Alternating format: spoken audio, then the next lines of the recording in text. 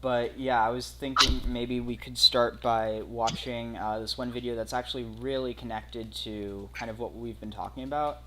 Let me just make sure this is okay. Yeah, it's working. So here.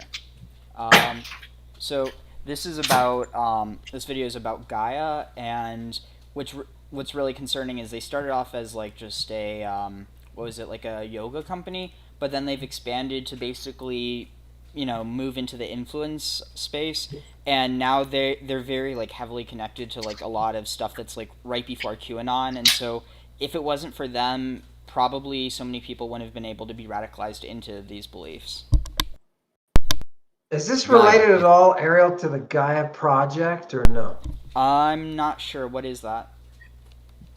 It's kind of a cultural, academic movement in Greece.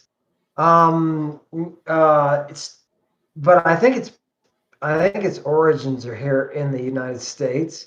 But it's an attempt to open up the researches into the connections with the Eleusinian mysteries and the things the Greeks had going on. It's a Hellenophilic movement, but it's associated with museums and stuff. So anyway, Gaia Project, and I know from being in Basel, I gave a paper in Basel, and there were people there associated with it who were into the research of psychedelic medicine and whatnot. So is this the same group or is it different? I don't know. Maybe show your clip and we'll figure that out. I'm almost certain that's different. So it started off as Gaia, and so interestingly, they're very heavily connected to the I am philosophy, which it's not any one organized group. Like ever since the 30s or so, it hasn't been any one unified group. They were actually supporters of the Nazis, interestingly enough, but yeah, so really they've been influencing like a lot of like flat earth and like a lot of alternate theories, but like at the end of the day, most of their stuff is like, you could say that certain arguments they make, maybe there's a case for some things, but they don't present any evidence for like any of it. It's all just like propaganda. It's a subscription-based video streaming service, kind of like Netflix, but it delivers a very so specific this is a genre conspiracy group. Yes. Got it. Okay, I'm listening. Here, let me just slow it down a little bit. Here. content, that being films, documentaries, TV-style series on topics like New Age spirituality, conspiracy theories, alternative medicine, alternative cosmology, history, all that kind of stuff. I found this like I bet a lot of people do, and that was just through Facebook and YouTube ads, and I don't usually pay attention to ads, but these kind of caught my attention because of their unique content, so I decided to scroll their Facebook page, and it turns out they have a pretty good following, about 2.4 million views and even more follows, and they have some pretty intense videos on there, and I understand why they get views.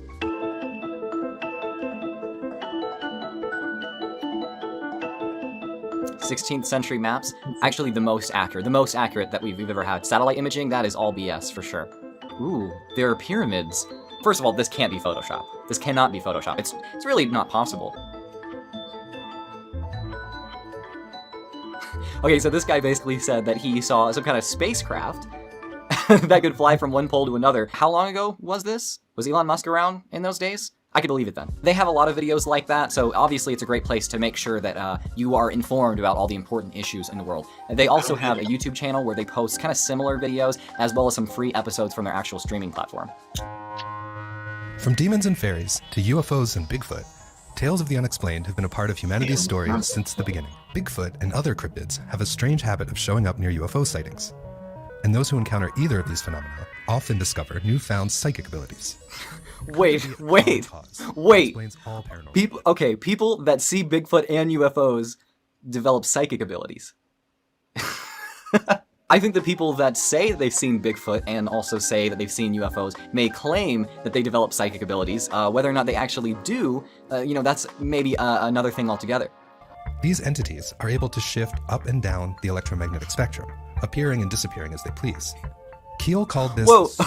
Okay, so Bigfoot can turn himself into, like, a radio wave, if he wants to, and then just go invisible. That's why we haven't been able to prove it exists. Same with UFOs. That's... Sorry, what? I said I'm trying not to, just shred this stuff. I'm trying to, be, here in the moment. So I'm struggling. I'm like really struggling right now. Yeah, here. Yeah, it's killing it's killing my buzz. The Bigfoot alien stuff is killing my buzz, bro. Come on. Guys, don't we worship reason? Come on, man. Okay, wait. Well, I think that's the point of the video is that like this shit just is like really. Oof. Okay, here. Now they're talking about ancient civilizations. More interesting for us. Slowly come down. It would look like a solid pirate ship. Is it just me, or does this sound like the Flying Dutchman from SpongeBob? It looked like a ghostly ship as it would slowly come down. It would look like a solid pirate ship. Here's a show, Ancient Civilizations. This seems to be another one of their popular ones. I'm here at the Gaia studio in Boulder, Colorado with Melissa Tittle. They would be the based in producer Boulder. Of our new series, Ancient Civilizations. And you have a little different take on ancient civilizations than some programs have. So first of all, I want to find out, what was your motivation for producing the series to begin with? I have produced some of the episodes for Ancient Aliens. And, Of course I've done she that series, has. which I think is an amazing series. It is an amazing series. Boy, that There are show. some pieces Oof. that we were That's missing. another one. These monuments and these sacred texts were left behind for us to figure out a code on how to live going forward as humanity. And I felt like there's a lot of shows that I watch that we don't really address that. We don't look into that. We ask the alien question and we talk about how was it built, but we don't take a bigger step back and think, A bigger step back. let's take all the sacred texts and let's start where we We really think don't. humanity might have started, and that might be the Garden of Eden. Now that's one text, but we do take it into other sacred texts, No. and we kind of open that story up. Is this the beginning of humanity? Is this how it started? So she starts with the Garden of Eden, as if that's a good starting point for the story, the woke story. Oh my god. I love finding number Well, patterns, to and whether her it be the credit, way she's something was built talking about or ancient text, smart guy. So Yeah. why don't you just cram it? She's talking about the Septuagint. So okay, she may be full of it, right? I mean, don't get me wrong. I'm not drinking this Yes. Kool-Aid, but Yeah. Mr. Host needs to calm down because she's Yeah, talking. She said ancient text. So let's hear what she says about the ancient text. Let's see. I mean, I have a feeling she's gonna fumble the ball really hard in like any moment, but we'll get there. Yeah, that's what I'm thinking too.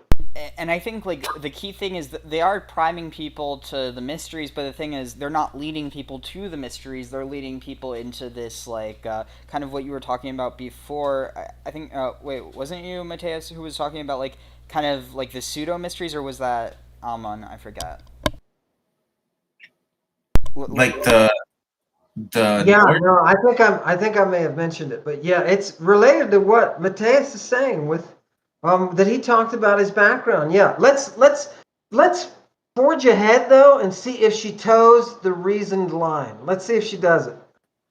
sacred text, translating the language actually into a number code, and Into a number code.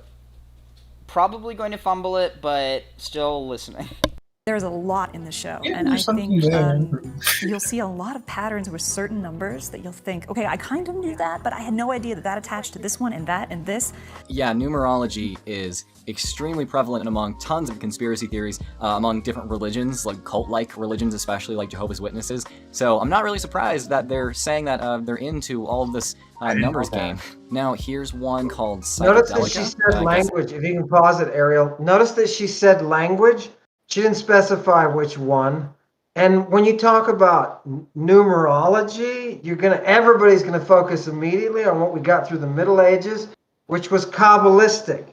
And fine, but name your language that you're talking about. When you don't get that on the Greek side. Greeks create prescriptions for drugs using letters that are numbers. Okay, so you were operating on different levels. So I can hear her already. Her depth in the text is not very. I'm not impressed so far, and I'm kind of worried the ship's going to go off course fast. But yeah, it's interesting what you said with the prescriptions because, I mean, just the idea that, for a good amount of humanity, numerology was essentially how people counted because it was, we have the benefit of using the Arabic numeral system, which isn't it actually derived from from the Indus or somewhere in India, isn't it? It's not. I don't know, but it's not Greek. They don't have number. They don't have a number system. So when she's talking about the text, because I know she's going to overlap with the Greek, you'll handle the Hebrew stuff. But when she starts talking about the Greek, she's going to be a fish out of water. She's not going to know what those numbers are and what they mean. And when she says code, the way to illustrate this, when she says code, yes, they do have ancient code. We've identified one called the Orphic Vox, and the ancient magical texts talk about it. And they say it has 5 forms, and they give the names for each of the forms. This is not, hey, I'm noticing that this name equals the number 645, and that is X, Y, and Z. No. Come on. Let's stick with the original stuff. Go back to the fucking context of when they're talking about the Garden of Eden and figure it out from there. Why impose? This comes back to Mateus's question. Why does somebody believe this? Why are they drawn? Is she in a prison? And this is her way out? The numerology is her way out. Who's leading this system? It sucks, bro. It really sucks. Well, and see, that's an interesting thing. This is kind of, what's the word? It's diffusing throughout a lot of like internet subculture, especially through conspiracy subculture. And so like there's this one cult that's become, I don't know how big it is, but they showed up. I think it's almost their year anniversary. They were in Dallas, but they think that like they basically believe in this whole like Jesus bloodline theory, and they think that the Jews aren't really Jews. What? No, that was me. I'm sorry. They believe that the Jews aren't really Jews. They believe like all this wild stuff, and I mean, basically, they're just repackaging, Nazi-esque theory into mysticism, and they're using. And the thing is, numerology isn't bad in the same way that food isn't good or bad. Food can keep you alive. It can also kill you if you eat too much or you eat the wrong thing. So, but like when it comes to numerology, the type that people are being indoctrinated into for the sake of control, it has nothing to do with like actual numerology, and has everything to do with basically like, oh, 1 means this, 2 means this, 3 means this. It doesn't have any. They're not actually learning how to decipher ancient texts. And that's the really dangerous thing, because there's fewer things that I think are more dangerous than someone who thinks that they're enlightened, but really they're more indoctrinated and more like trapped than they ever were. Doesn't it just draw upon the person's desire to see connections? I mean, it's how our brain works. So aren't they just sucking them in on this? I mean, yeah. This is sadder than General Butt Naked, man. It really is. I mean, how do you even? I'm like past the threshold of quantifying the like misery of this shit. Like, I really am. Well, and that's probably why you have the Gnostic idea that the creator of the world is evil. And from that, it develops. I don't believe that. I don't believe that the I'm not saying is you. evil. I'm sorry. No, I'm saying you in general. Like that's how you. I'm not saying you. I'm saying like referring to the Gnostics. Like you have to keep in mind, not only did they live in a world that they viewed as completely unfair, but they viewed their authorities as not really having the right goals in mind. On top of the fact that the Roman Empire was persecuting them, and they were looking to all these different traditions and syncretizing them. And I think that, like, in a lot of ways, what they were doing was logical given the time, but, like, now we have people who are trying to reinterpret texts that were very clearly, written in a certain context and make them mean something that they never did. And, I mean, I guess you could argue that that's happening throughout society, throughout time, but there feels something very different about, like, what's happening now. And I wonder if that has anything to do with the internet. Because the resources are so vast, and people we've never had this much resources available for people at large like this, and people don't really know what to do with it, really. And what's disgusting is they have a kernel. She has a kernel of truth. She can talk about code and ancient text, and all of a sudden it seems like it has some legitimacy because there are codes in ancient texts.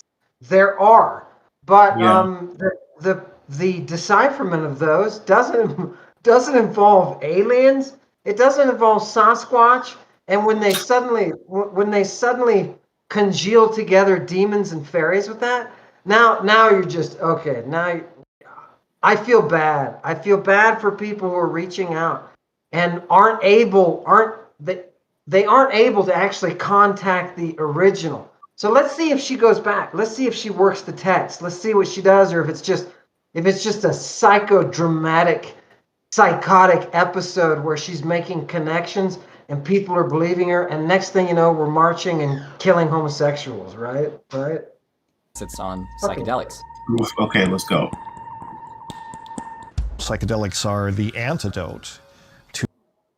Okay, so it seems like he's moving on, but see, this is another thing. Part of the problem is you have a lot of academics who, they'll be like, they'll get an email like, hey, we want to interview you for this project, and, no one's going to say no, like, unless, for some reason, the email's coming from, like, a literal neo-Nazi, but in a lot of cases, like, when you have these ideologies that are kind of linking together, spiritual woo, like, and not to say that spiritualism is woo, but like the woo aspect of it, as opposed to like the stuff that's actually going back thousands of years, but like linking that together with nationalistic or like fascistic thought.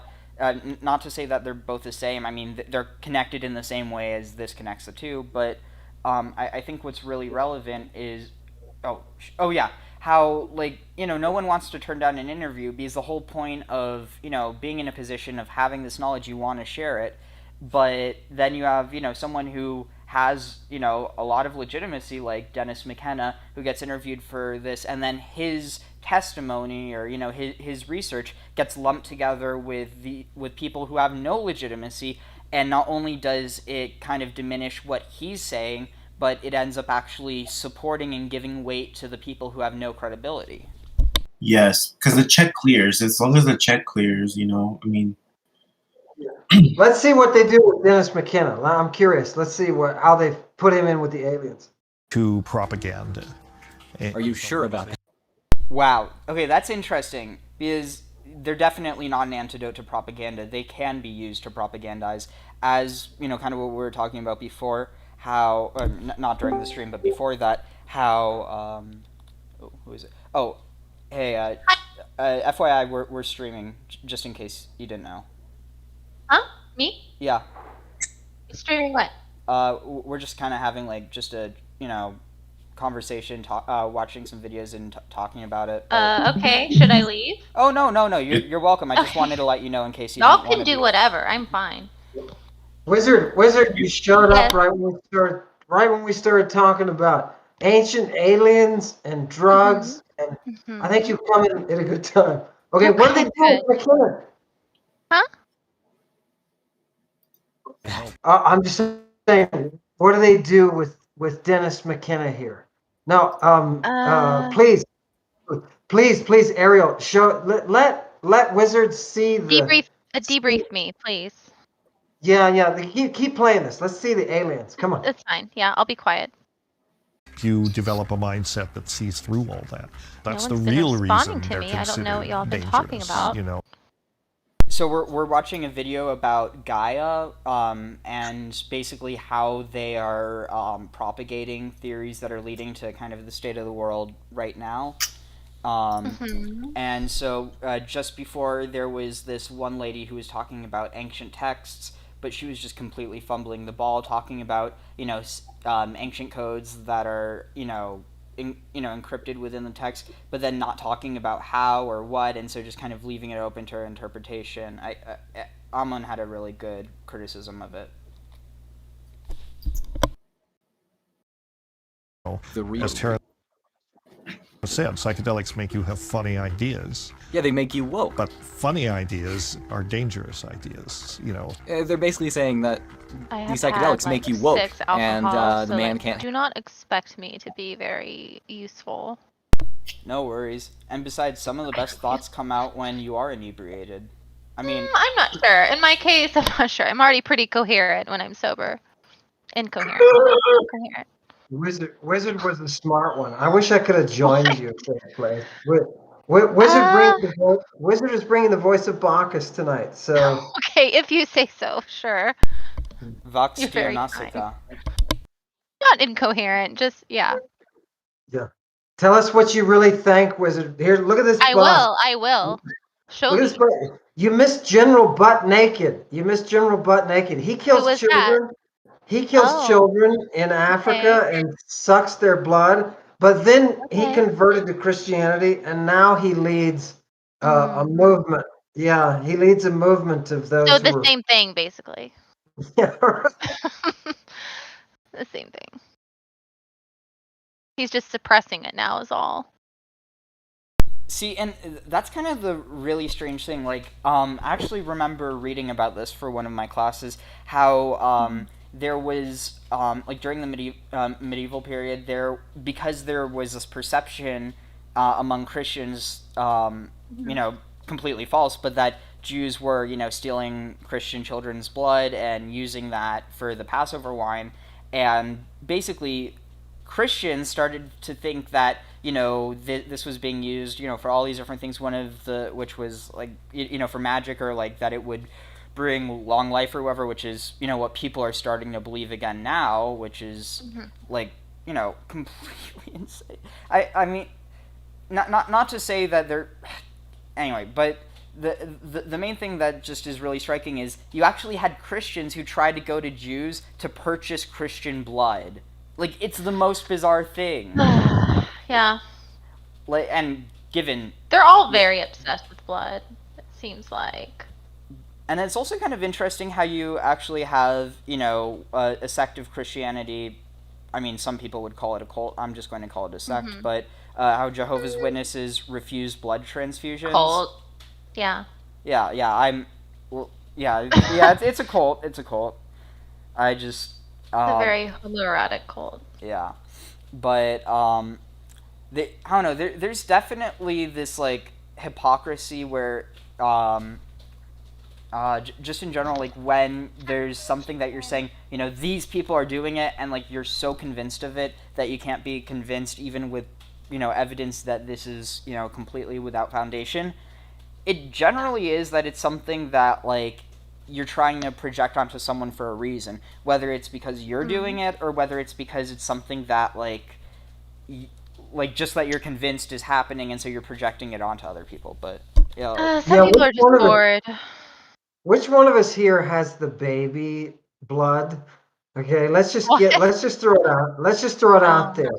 Mateus, you got any baby blood going on? You got, I mean, come on, guys. No, but I do have I am O negative. And so whenever I go to the doctors, they always like guilt trip me into to donating blood, like every time.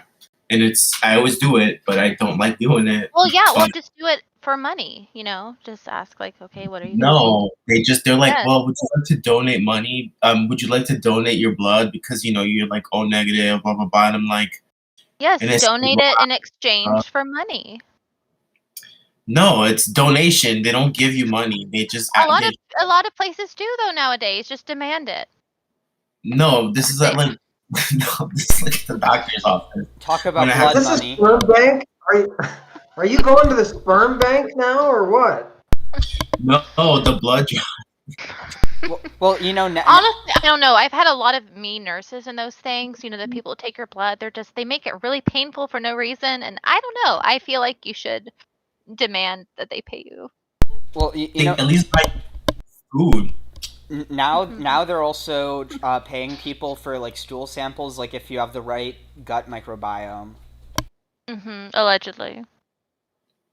I don't. It's funny because that's literally a plot point in that one South Park episode with the spice melange. Are we talking in code now? I don't know. I got thrown when we went to the stool stuff. I don't know. Are we talking in code? I never watched South Park, so I don't know. I avoid. I can't deal with ugly animation, so I don't watch those things. Nice. Well, you're missing out because it's. I am not missing out. I cannot look at hideous, grotesque things. You better log off this stream because. Why? Come on, show us the aliens, Ariel. I want it. No, what is? Because this video, whatever it is, looks very vague. Psychedelics and consciousness. That's extremely vague. No, so this video, so it's this one YouTuber, genetically modified skeptic, watching and responding to a bunch of different videos from Gaia. Handle it. What is Gaia? Is it just some like vague new agey channel? Like what is it? So they're actually a multi-million-dollar company. Their founder unironically looks like an alien, like he kind of looks like. Why do we care about them? Well, so the thing is, so they're actually having a lot of impact on our culture, and it was mainly through they were promoting themselves through like Facebook, Instagram, a bunch of different social media. They really picked up during the pandemic, but what they've been sorry. Basically, they're trying to induct people into the pseudo-mysteries. They're trying to trap people in an illusion that they've created, and they also have a lot of ties to neo-fascists. Okay, yeah, I figured it was something like that, you know.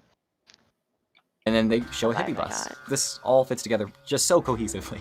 Is it the psychedelic realm that some believe is more real than real? Who does that sound like? Something that's realer than real. Could it be possible? Sorry, what was that? Who is this boy with the He's the guy who's like reacting to these videos. So wait, I'm confused. So it's like a reaction video? What is? Yeah, to like weird like alien. Okay, display it. It's fine. It's mainly just so I can show you like a charcuterie board of all the Gaia craziness.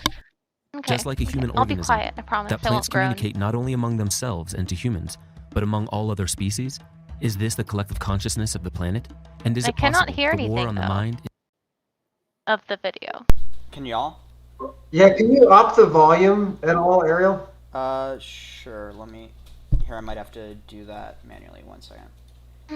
Open volume mixer, Chrome. Bring it all the way up. Let's see. You still have drinks, right, Wizard? You're holding a drink. You should Honestly, no. I have this really fancy bottle of rum from Whole Foods on my desk. You reminded me of it actually when you asked me that, so I'm gonna drink some now. If you want me to continue drinking. I was at the bar. Like I didn't even really. I bought one drink, but people just kept bringing me more, and then paid for the drink I bought. But there were only like 2 people in the bar, so I don't know how all that happened. I don't know. So I can't open it though. I'm very weak. I'm gonna have to get my roommate to. So I'll go do that while y'all set up the little video. Hold on. This is embarrassing. I have no hand strength whatsoever. Can we hear this thing, Ariel? We gotta get. This is cool. This is a reaction to a reaction. is not limited to human minds, but to the mind of the entire planet. Oh my god. The planets. Okay, yeah. I'm gonna have to take this off. I don't think I can handle listening to this much longer. This stuff is really funny and entertaining, but if you take it seriously, like I'm sure plenty of people actually do, it's really dense misinformation, potentially dangerous. From what I've seen here, these shows don't actually cite any sources. Their hosts don't have any real credentials. I just don't know why anyone would actually take this seriously, given that they just can't back up any of their claims. I really don't think that Gaia is interested in actually informing people so that they can be better citizens. I think that this is all about making money by selling some kind of novel idea. The real dark side of this, though, is the alternative medicine stuff they promote. It's inaccurate, it's conspiratorial, and if people buy into it, it can seriously damage their health. Even using alternative remedies that don't work can be dangerous if you use them instead of going to a doctor. They have the self-healing video on Facebook, which really echoes a lot of their content on their actual platform. Alex, I barely drink. You know this. A clairvoyant is recommending this, so you know it's legit. It can affect physical matter in a spiritual way. Only works if it's unconditional love. You know, it's kind of like faith healing, except it's unconditional love. You have to have really true love for this to actually work. Can y'all hear me? So if it didn't... Yep. Huh? Oh, okay. Did y'all hear me that whole time? Yep. Oh, great. Okay, sorry. I needed someone to open my room, and there was also pizza that arrived. So I was hoping someone would give me pizza, but that did not happen. But I have the room now, so please continue. I am back at my computer. Work. It's really just because you weren't being pure-hearted enough. Here's this holistic healing Still can't hear anything in terms on of your the boy in the video. Weird. Turn that guy out. Yeah, maybe try rejoining. Can you see him? Yeah, maybe try to refresh. I can see him. Yeah, try leaving the stream and rejoining. Yeah, because I can hear him. I can hear him. He's kind of quiet, but I can hear him. The boy. The boy. He looks like a boy. I don't know. He looks very young.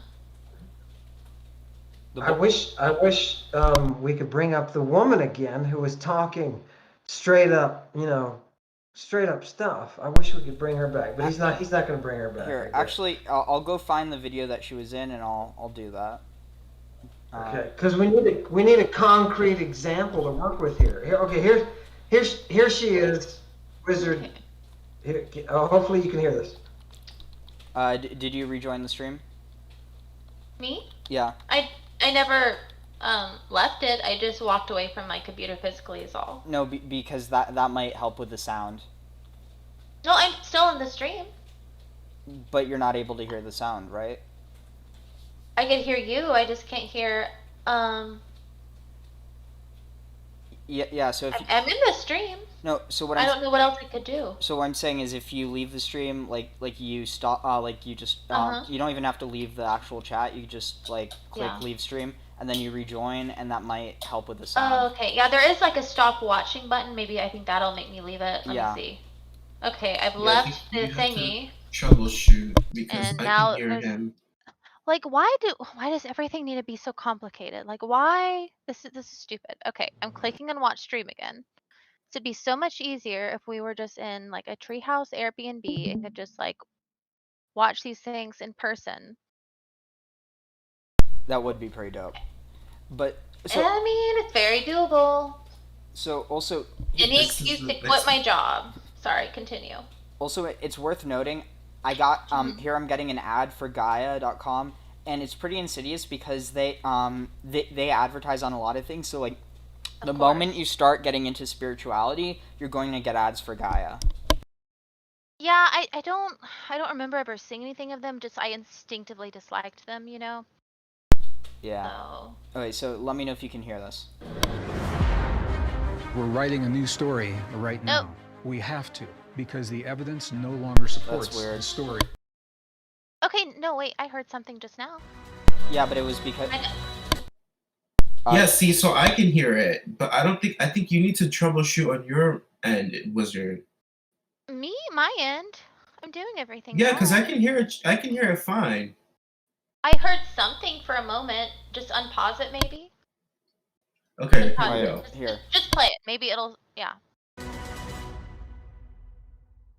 I'm here at the Gaia studio in Boulder, Colorado with Melissa Tittle, the producer of our new series, Can't hear anything. Here, maybe I can put on captions and... Honestly, that's fine. I prefer subtitles anyway. Okay. I'm not going to be listening to this lady, so I'd rather have subtitles.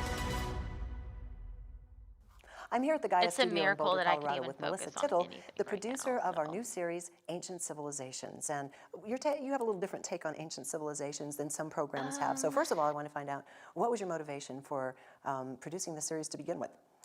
I have produced some of the episodes for Ancient Aliens, and having done that series, which I think is an amazing series, I thought... I'm trying to figure that out. Subtitles... This is the only time that this issue has been a thing. Yeah, if we're going to do this professionally, we need to figure out the tech first. I don't think we could do that. Yeah, we got Wizard all hopped up. We got Wizard all hopped up now. We're ready to go and to see the analysis here. We can't get the...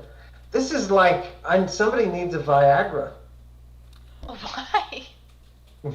I think, Mateus, go get a Viagra, please. Oh, I think... What would it accomplish? I think I might have figured it out. Let's see. Wow, you're a hacker. Here. Actually, let me stop streaming and start again. Okay, let's see. I hate technology. Here. See if this works.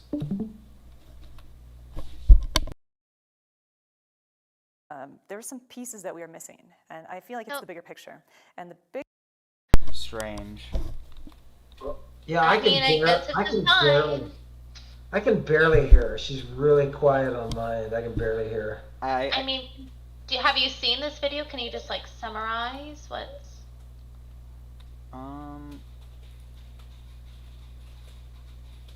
Here, I'm trying. What I could maybe do. Yeah, here. What I'll do is I'll leave my mic open. That way you can hear. Wait, how I do that? I'm trying to think. If I. Let's see. Go live. Wait, you're streaming on YouTube? Yeah. Oh, so should. Okay. Oh yeah, I feel so stupid. You could just watch it. I thought it was in here. I only just now saw the message saying that it's on YouTube. Here, I'll send you the link.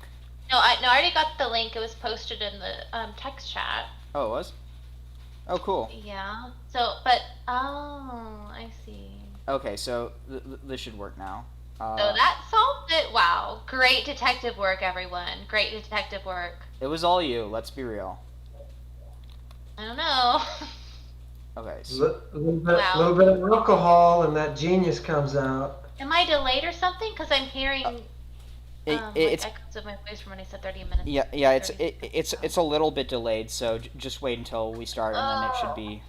I just hate hearing my voice. I sound like a mouse. I sound like a cartoon mouse. It drives me crazy. Bigger picture is.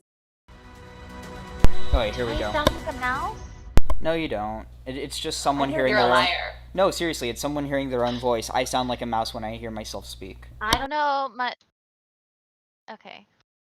Studio in Boulder, Colorado, with Melissa Tittle, the producer of our new series, I can Ancient still hear it echoing. Civilizations.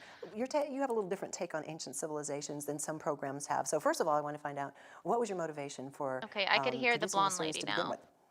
I have produced some of the episodes for Ancient Aliens, and having done that series, which I think is an amazing series, I thought. Okay, I can hear the there were lady. some I hope pieces that we were everything's in missing, sync and now. I feel like that it's the I'm bigger not picture. just, like, And delayed. the bigger picture is that these monuments and these sacred texts were left behind for us Is it to an figure out amazing code series, on how to live though? going forward as humanity. And I felt like there's a lot of shows that I watch that we don't really address that. We don't look into that. We ask the alien question and we talk about how was it built, but we don't take a bigger step back and think, why are they still here? And what is it that we haven't figured out yet that they're revealing to us? So I think the obvious here is, as a producer of Ancient Aliens, we're kind of leaving the human part of that story out, looking into our ancient roots. And now you're really reversing that lens and focusing more on the human participation in the unique events throughout history. Is that correct? Yeah, I think that we need to stop looking to other sources to figure out what we humans have been up to. And I think a lot of work that you've also done too is that humans have been on this planet longer than we think that they have been. And that's an important story because we keep living in these cycles. And we keep leaving these things behind for the next human civilization to figure out. And You're it's almost literally like saying nothing. we're so close, and then we kind of blow it. We ended up back in the same spot asking the same question. Yeah, let me see if I can skip to a part where that's more interesting. What do you think of her pendant? What do you think of her pendant, Wizard? Is that? I have to see it up close. I can't really. It looks cheap as shit. I'm sure it is. I mean, she's like a big producer. I'm like, why you could is spend a little bit more everybody's money. echoing? Oh, girl. Wizard, I think you need to do some troubleshooting while we watch No, this because I can't do troubleshooting. What am I, a hacker? yeah, because everybody like mine is fine and everybody else's is fine. I think you need to hack the planet. Can you comment, Mateus? Can you comment on any of the fashion Well, that's also involved? what's happening is that it keeps repeating what all of you just said, like 30 seconds after you said it. So it's just this like chaotic like echo. So like yeah, when we're just talking like this, just turn off the sound and then turn it on after we start listening again. Okay, this is getting so complicated. This should not be so complicated. You shouldn't be operating a vehicle while you're under the influence. No, I mean it has not ever been this complicated in all the years I've used Discord. It's like, why is it doing this? Maybe Mateus, can you take this video and put it up on? Because whenever you show a fashion video, yes. You do it right, man. You yeah, do like it we've right. never had this issue with things like that. I think you should take control. I'm done. Okay, well. Yeah. Are y'all Okay, also guys. hearing this echo of everything? Honestly, no. It's just you. Just No, not at all. Like everything is fine. Oh my god. All I can hear is just the echo of my mousy voice over and over and over. I feel like I'm in hell or having a stroke. Okay, so I just sent the link to the video for you to stream, Mateus. Okay. So everyone is allowed. Yes. Okay.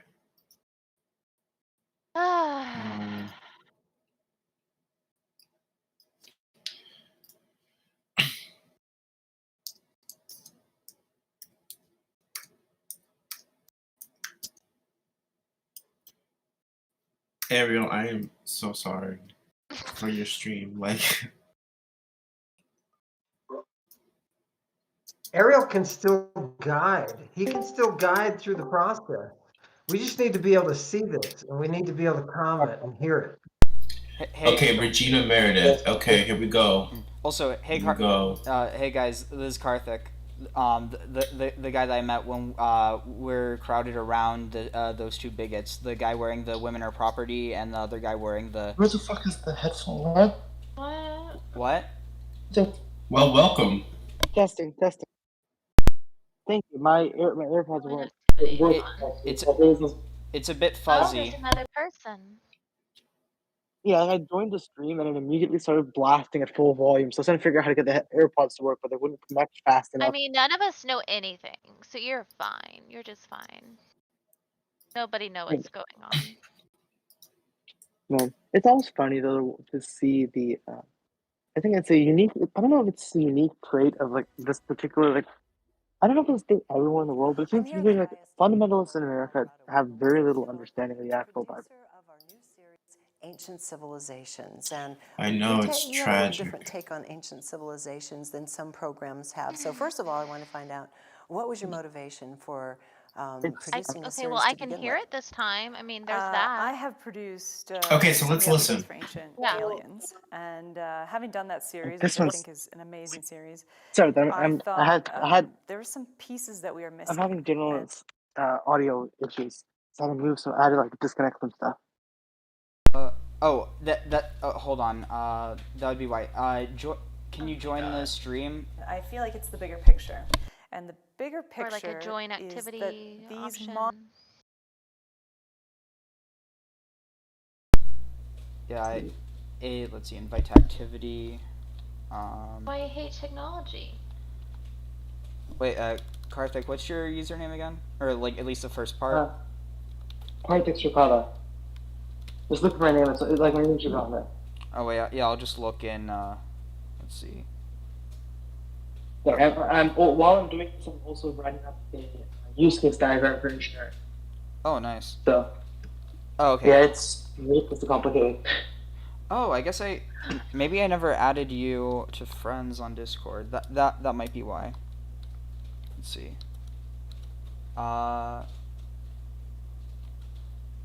Shoot, 1 second.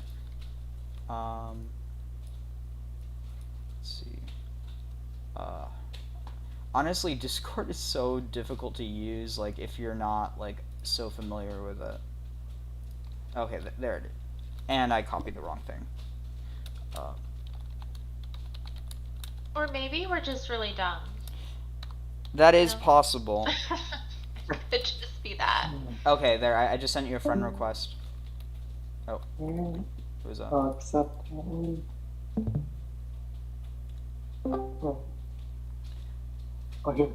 Oh, and by the way, so Karthik, this is Wizard and Mateus and Ammon, and they're all really awesome.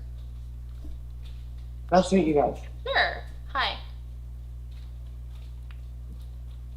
Let's see. Okay, so I'll send you the where is it? I do wish I could see her little necklaces in more detail. I can't really see what this big giant one is. Aside from triangles, obviously. Let's see. There. Wow, why does it keep it? It's like I want it to copy the link, invite to activity, and then maybe I have to do it manually. I'm not sure. I'm telling you, like, these things, any form of technology, it always messes up. If something spooky is going on, technology does not want to cooperate. It's a thing. I'm telling you, there'll be flickering like lights, all sorts of things. All right. Karthik, I just sent you an invite to the activity. It's the YouTube video. That way you'll be able to see it. And then, what about Ammon? I'm here. I'm listening in. As soon as you chime in with baby sacrifices or something, I'm gonna be happy.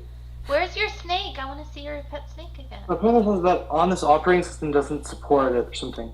Oh, weird.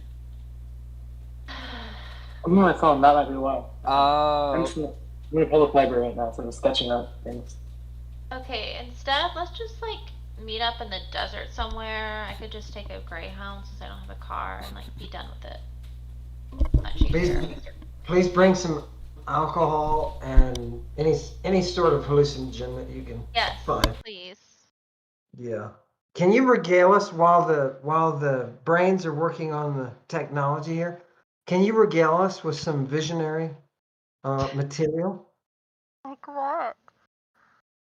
I've been at a bar being given drinks for the past like 3 hours. What could I possibly? I'm very useless right now, so I don't know what you want. Well, we're in the realm I of. guess we could put on a variety show, like all of us. Someone can sing a medley of Judy Garland songs. I don't know. Just tell us where the aliens took you, please. Where the aliens took me? Which aliens and when? The Wellbutron aliens? Yeah. Start with a. Okay, they didn't take me anywhere. They wanted to take me somewhere, but I don't know where. But it felt like a pretty normal occurrence. I don't know where though, you know? It just felt like they had found me and I had outrun them, but they were going to finally take me to wherever, but I don't know where it was. Because the nice nurses at the psych ward quickly gave me things to make me not lucid enough to be able to find out that information. So Did you get any sense in that process that there was Bigfoot or UFOs involved at all? okay, yeah, so the whole alien thing, the whole like cryptids, aliens, I think that's all just a ruse. You know, I don't think they are what I guess popular conspiracy culture says they are at all. I think they could project themselves in any way they want. But I believe in the goat man though. In Texas we had the goat man. I think some of them certainly exist in some form, but I don't think the mainstream narrative about what aliens are and whatnot are super accurate. Does the goat man wear any sort of clothing, or is he all shaggy? As far as I've heard, naked, he is a straight up goat man. You know, half goat, half man. That's how I know. I've never met him. He's supposed to be kind of not unlike one. I mean, the stories I've read were mostly like kind of like outside of Dallas, you know, like more rural areas outside of Dallas, which is kind of where I'm from. I'm more from Fort Worth, but it's close enough. I mean, one of the major Goatman stories in Texas originates in Denton, which is kind of between Dallas and where I was from. And in the legends, is the Goatman associated with rebels, or with other kinds of like say with alcohol or like other forms of like No, silly not creativity? this one. No, not that I know of. I think He's just a goat man, you know. That's his whole thing. I don't think he's necessarily associated with any of that. I don't know. It's probably because it's more of a recent thing. What parts of him are goat? Huh? What parts of him are goat? The bottom half, I guess. Yeah, I don't know. Like I said, I haven't delved too deeply into it. There's lots of stories about people like being in the woods, like making it in their car, and then like the goat man appears and does the Goatman like maul them, or huh? does the Goatman attack, or does the Goatman just like watch? I feel like I think he just lurks, you know? I don't know. So he's a perv. Yeah. He's not like an aggressive clearly. threat to humanity. Yeah, so he's just He's the Goatman. I don't know. Nothing super bizarre. He just happens to be a goat man, you know? Thank you. I'm writing a series of books, right? Like I'm writing that like I'm very early stages drafting. I think a while to get written. But I'm writing a set of books that are like they're like supernatural horror mixed with paranormal, like paranormal thrillers. But there's basically like supernatural phenomenon in the American West. Yeah. Like the town where everyone are zombies except for a few living people who are sort of forced to live there. Basically, they're forced to live as if everything's alright. Well, but they don't know who's alive and who's dead. And like this, like they're trying to figure out like because they know one of the living people, the necromancer, commanding the zombies. So they're trying to figure out who is the one who's controlling the zombies. Interesting. I had like an entire. Sorry, go ahead. I was just going to say that, one of me and Ammon's friends, Neil, I forget if I told you about him. He's a YouTuber. He's in Israel right now, filming content with, was it Derek Lambert, with Myth Vision, and also with, was it Dr. James Tabor? But a few days ago, they went to Mount Hermon in the north of Israel, like in the Golan. And that's like where the myth of the fallen angels or the Nephilim, like where they the name Hermon, it's in reference to well, it's actually Hermon. It means it's from the same root as haram, which means like either sanctified or kind of like set apart. And so the idea of tabooness, of haram meaning taboo, it's not inherently that it's bad, but just that it's set apart. But basically, there's also a double meaning to this. Haram could also be like an oath, and so there's this idea that that's where these fallen and whether it's like fallen angels or literally just angels that went down to earth from heaven. And this is also where a lot of people like to say, oh, so that means they were aliens coming down to earth from other planets. No, it just means they came down from heaven, as in the up top on the mountain on which they lived. And they came down because they fell in love with the beautiful women of humanity. And that's also, perfectly fits in with the whole mythology of, Zeus and all his children who fall in love with mortal women, and then they end up producing demigods. And you actually, that's one of the interpretations of why the flood was sent, to wipe out all these, demigods, or the, essentially it's viewed as, in the context of the Hebrew Bible, it's viewed as impure because you have this, I'll be back. Okay. Basically, this relationship that's seen as forbidden between humans and angels, and it's like this idea that, which unfortunately, this idea of like mixing between groups that shouldn't be mixing, that ends up getting picked up by a lot of racists and used to say that the flood happened because people were mixing, when in reality it has not, like it has nothing to do with race. It has to do with this concept of the semi-divine versus mundane. But again, people who are racist will like to use that and reorient that by saying certain people are divine and other people are mundane, or even try and say that they're bestial, and that's really, really disgusting. But it's also not supported at all by any of these texts. Have you heard about the serpent seed hypothesis that some extremist groups, I think it was back in the 1900s mainly. It's died up, and have you heard of serpent seed? It's definitely connected in that, they view Satan as a fallen angel, and they think that the serpent was Satan, which I actually think you could make an argument that the serpent was the favorite cherub of of God or whoever. But at the end of the day, there's still no context that he's evil. That's what people read in, because which also, this is the thing I like to present to people who are deeply theological, but they also think that there was something wrong with eating of the fruit of knowledge. Because at the end of the day, if God truly didn't want humanity to eat from the fruit of the knowledge of good and evil, why would he put it in the middle where you have people who don't they don't know better because they don't have the knowledge to know better? And basically, it's almost like it's going to happen eventually, especially because you're leaving this talking serpent in the garden that is, if you believe God's omniscient, you have to believe that God knows what's going to happen. So the fact that he allowed it to happen is almost, which that also goes into the whole issue of the fact that God knows everything. Does the fact that that God allows things to happen, does that equal that God supports those things? And I think that's kind of also where you get into some of these Gnostic ideas that the creator of the world is evil, and that there's this higher God, and that there's the whole idea that you have to Yeah. escape it.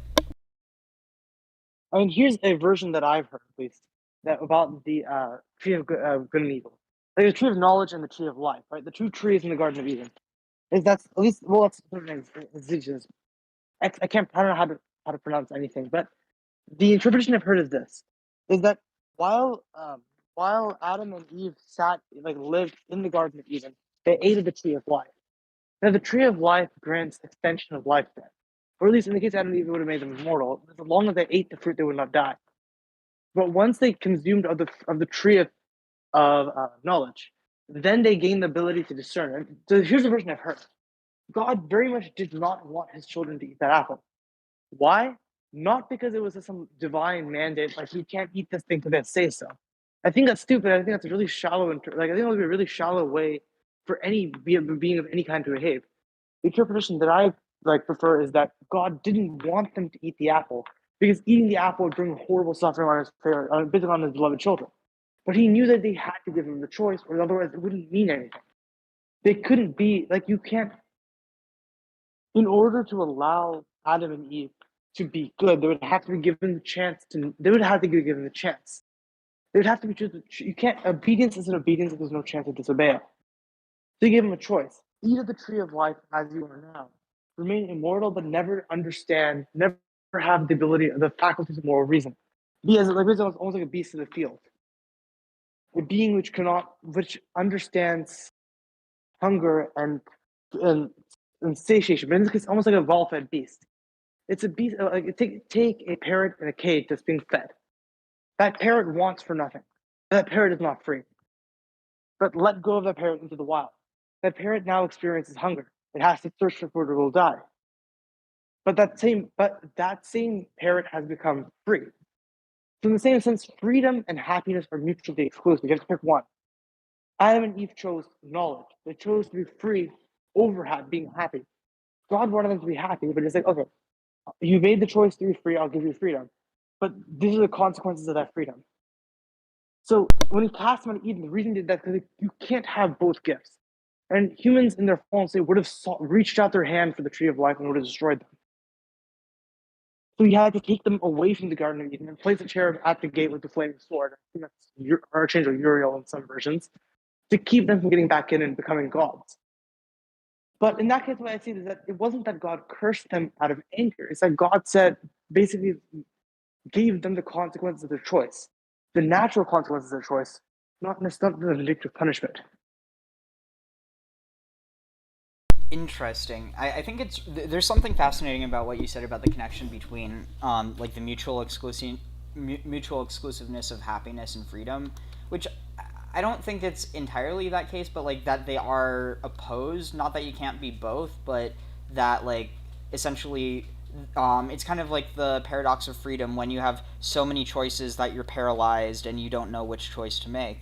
And so that's why some people prefer fewer options, and scarily why some people actually prefer being told what to do. But shoot, what was it? One thing that you said though was I'm trying to find the right sheet for this, but that there's a connection between happiness and the Garden of Eden. The name Eden literally refers to, I remember what it was, what I was looking for, but it literally refers to pleasure or contentness. And what's interesting about that is that there's actually a I want to say this was 1800s or so. Let me find it. And yeah, I'm streaming what I'm talking about to I think in the chat. Can you all see?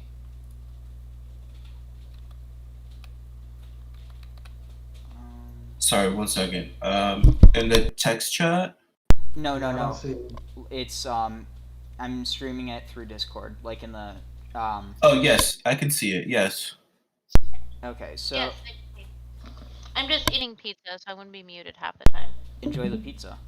Thanks. It's not good. What's on the pizza tonight? I don't know. It's just something my roommates ordered, and I grabbed some. So. So one of the things that's really interesting here that I only realized a few days ago. So the very first, very beginning of Genesis, and like when God created heaven and earth. So there's a double meaning to this. So bara, it could be derived from to create, shape, or form, which in and of itself is kind of like a question of whether or not that God like created something, ex nihilo, or whether it was, from already existent substance. But you also have, depending on like the building structure of the verb, it could also be from a different like a different form of bara, which actually means to cut down or to cut out or to separate. So it could be when God began to separate heaven and earth, which is really interesting because in the ancient context, there's this idea that like, and Ammon could correct me, but that basically that Uranus and Gaia, that they were like pressed together and that there was like no space between them, but that there eventually became a space, and that space grew into, I forget what it was, but yeah, please correct me. Here's a Yeah. version. No, sorry, go ahead. No, I was just gonna say, yeah, we're at a tea party, and unfortunately we have Hebrew and Greek traditions at the same table. So yeah, on the Greek side, you get those names that are all part of the Orphic creation, and a lot of cult going on here. So much so that text that I'm reading right now of Nero's Magus, that uses the very same terminology the Septuagint uses. So I can't, I can only say that when you say tree of life, I don't hear tree of life. You're hearing tree of life because for 2,000 years that's how it's been taught. But from my text, it doesn't say the tree of life. It says Zoe's tree. Zoe is Eve. So, I don't hear the same thing. You talk about you're going to eat from the tree of life, right? And have your eyes opened. I don't hear that. I hear the Zoe, and I hear the mystery. So that's where I am. That's where I am. Ariel, do you have Orphic elements of creation? If I were to read you guys a text, an Orphic text, you would say, oh, wait a minute, they copied that out of the Bible. No, it predates our text for the Bible. So yeah, what do we do with all of this? I don't know. What do you do with Gaia and Uranus? Now that you know, Ariel, that Gaia and Uranus are these, your Cretan ancestors' gods. What do you do? Do you lead people in the mystery? What do you do? I don't know. That's why I'm here. I'm looking for the baby's blood, guys. I was promised. Mateus said something about you're gonna get some baby's blood tonight, and now I'm just eating chili. You know what I mean? Yeah, I think you've had enough. I think you've had enough baby's blood for tonight. Ammon's getting lost in the sauce. But so yeah, what you're talking about, how it's not the tree of life but Zoe's tree, I mean, I think you could find a similar argument because here, look at this. So this is Chaya. So Etz Chaya or Etz Chaim is like the tree of life. It means to live, and life is all about resonance between elements, molecules. Hold on, I think that this one website also has like a lot of Christian like theological perspective. So that just keep that in mind. But so adjective Chai means living, and adjective Chaya means lively. Chaya means life or living thing. Wait, hold on. Oh, Chaye means lively, and Chaya means life or living thing, and may also be used to describe a vibrant community. Plural noun Chayim literally means livings, but describes the whole palette of activities a living being engages in when one's making a living. But then down here you have Chava, and that's where Eve comes from. The root Chava means to lay out in order to live collectively, and describes investing one's personal sovereignty into a living collective like a symbiont. It's mostly translated as to prostrate, which is to submit oneself wholly and bodily to a collective or to the leader of that collective. Oh, wow. So basically, you could read it as when they were in the garden, Eve was equal to Adam, but when they left, she was subservient to him because like when you're just dealing with Adam and his woman, maybe if the tradition is that the tree of life is essentially Eve's tree, or maybe her name was, because the thing is the names Chaya and Chava are connected. They're only off by one letter, and if you look into like the mystical understanding of it, a yud is understood as being kind of like more heavenly, or it's like it's not touching the ground, it's flying. But then a vav is a yud that's had its tail pulled down to the earth, and that's essentially, I mean, for one, what happened to the serpent, because it was a flying serpent. Like if you follow the the motif of the cherubs, or sorry, not cherubs, the seraphs, that they were flying serpents, but also that he was made to crawl on his belly. It's not. Well, it's like everyone like party. Sorry, what?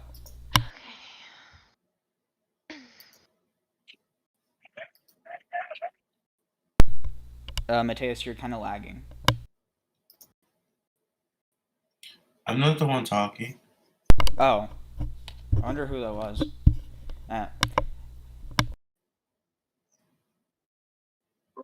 Wasn't me. Oh. I'm not sure. It's me? I don't know. I just sort of make noises. Okay, this is interesting. So in Genesis 3:20, it reads that Eve was named this way because she was Im Kol Chai, mother of all life. The Hebrew word em, or im, mother, comes from the same root as Emma or Amma, mother city, cubit, tribe, people. Hence the phrases mother Babylon. Oh wow! So it's like there's a connection between a city and a mother. And Mother Jerusalem. The phrase "all life" returns 6 times, and never just mankind is meant. What's this? Hence, the mother of all life in the biosphere, all living things. So, but that's why. Yeah. I guess it also can be explained as to why, like the Babylon the Great refers both to the woman and the city. Sorry, what was that? You kind of cut out. In the same sense of like the words mother and city being related in Hebrew, the city mystery Babylon the Great, right? The term is Revelation. In Revelation, mystery Babylon the Great refers to the city and to the woman. Babylon, the word Babylon used both whites. Hang on a second. Now you're talking about the apocalypse, and you're bringing in a Greek text. Ariel's talking about a Hebrew text that he's using the Hebrew language to explain, which the Hebrew language does not correspond with the Greek. It's not what the Greek is saying. So if you're going to bring in Lady Babylon, who is called Mysterion, she is the mystery. You got to realize now you're in Greek territory. This is not Hebrew thought. This is Greek thought. So where do you go now with Lady Babylon? Okay, now, and this will blow your mind. If Ariel is right, and as the traditions have said, Christian and Jewish traditions have said, and this text of Genesis is originally written in Hebrew, and the form that we have was created in the 11th century by some Masoretes, then we're fine. We're fine. If the Greek in the original Septuagint is the original, the Greek lines up with the mystery of Lady Babylon perfectly through Eve, because the name Eve in Greek is ewa, from the verb ewadzo, to practice like a bacchant, to do what Wizard is doing tonight in the depths of her debauchery. So I just want to point out that we're dealing with 2 different fucking science. You know what I mean? We got problems here if we don't adhere to the original text. That's all I'm saying. Yeah, but like the thing I'd point out is just that John Patmos. If you take I think the traditional authorship of John Patmos, it's tradition that John Patmos traditionally equated John and the Avengers. Yeah, I'm taking an elevator. You're cutting out a bit.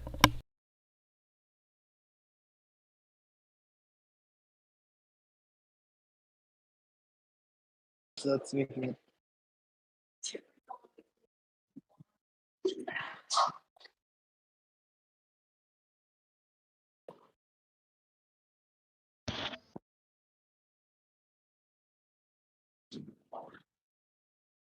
Hello, testing. Sorry, Yeah, I think it's working now. I was in an elevator. Sorry about that. If you look at the traditional authorship, right, the Book of Revelation, that was John, sort of John the Divine or John the Revelator. At least traditionally speaking, he was often considered to be the same person as who was a Jew. He was Jewish. So it could, even though the text was written in Greek and it was written as a letter to like the 7 churches of Asia, it could be. I mean, that doesn't preclude the fact that maybe he worked at it intentionally. Like he used a Hebrew language pun, city and woman being similar, and he worked that into the Greek. So he was referencing, because a lot of the early Christians were Jews. I think that he was using a Hebrew metaphor in Greek. Because he spoke both languages fluently. Yeah, here's the only problem with that. As a classical linguist, you're saying he's trying to express Hebrew roots using Greek roots, and the two don't correspond. So either the name Eve is what Ariel is saying from a Hebrew etymology, or it is from a Greek etymology, as Africanus said in the 3rd century. And it has nothing to do with what Ariel is saying. It has with life or Babylon. It has everything to do with the Bacchic mystery, which all the terms that John is using, for example, when he uses the cleansing and the purgations with the cup of porneia, those are all, like, you realize, don't you realize, Karthik?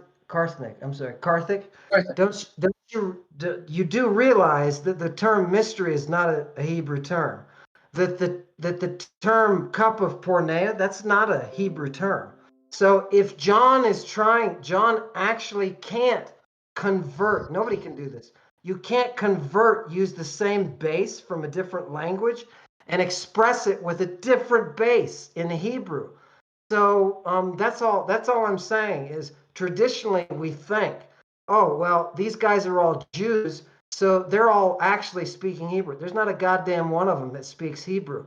Go to the synagogues, the Hellenistic synagogues from 200 BC to 200 AD. You're not going to find Hebrew. You're going to find Greek. Hebrew is a dead liturgical language. If John is going back trying to pick up the liturgical dead language and reinvigorate it with Greek, he would be performing the impossible, right? Because the Greek roots and the Hebrew roots, they're not the same, right? One is a Semitic language and one is not. So I don't know. I don't know. I'm not buying it. Personally, I tend to think that like the line between like obviously you have two different linguistic sources, but I think that the cultures were close enough that you could maybe make the argument that that like the stories like like that they held on to the names. I don't know. Let me express it this way. Let me just ask you this question. What is the Hebrew word for savior? For it would be like Mesha. No, I didn't say the anointed one. No. I know. No, I didn't. What is the word for savior? No, that's what I'm saying. Not Mashach, Masha. They're two different. So like here, let me pull it up. Basically, there's so the root that means to save, Yasha. Like if you were to say someone who is a savior, it would be Moshiach, not Moshiach, Moshiach. Which, interestingly enough, the way that people tend to use Messiah more closely aligns with Moshiach than Moshiach, because people don't. So it's the same root. So it's the same root as Mashiach, right? It's the same Semitic root. No, it's a different. For the anointed one. But what is odd is that in our Greek texts that talk about Jesus, this Christos, the soter, right? The anointed, possessed Savior.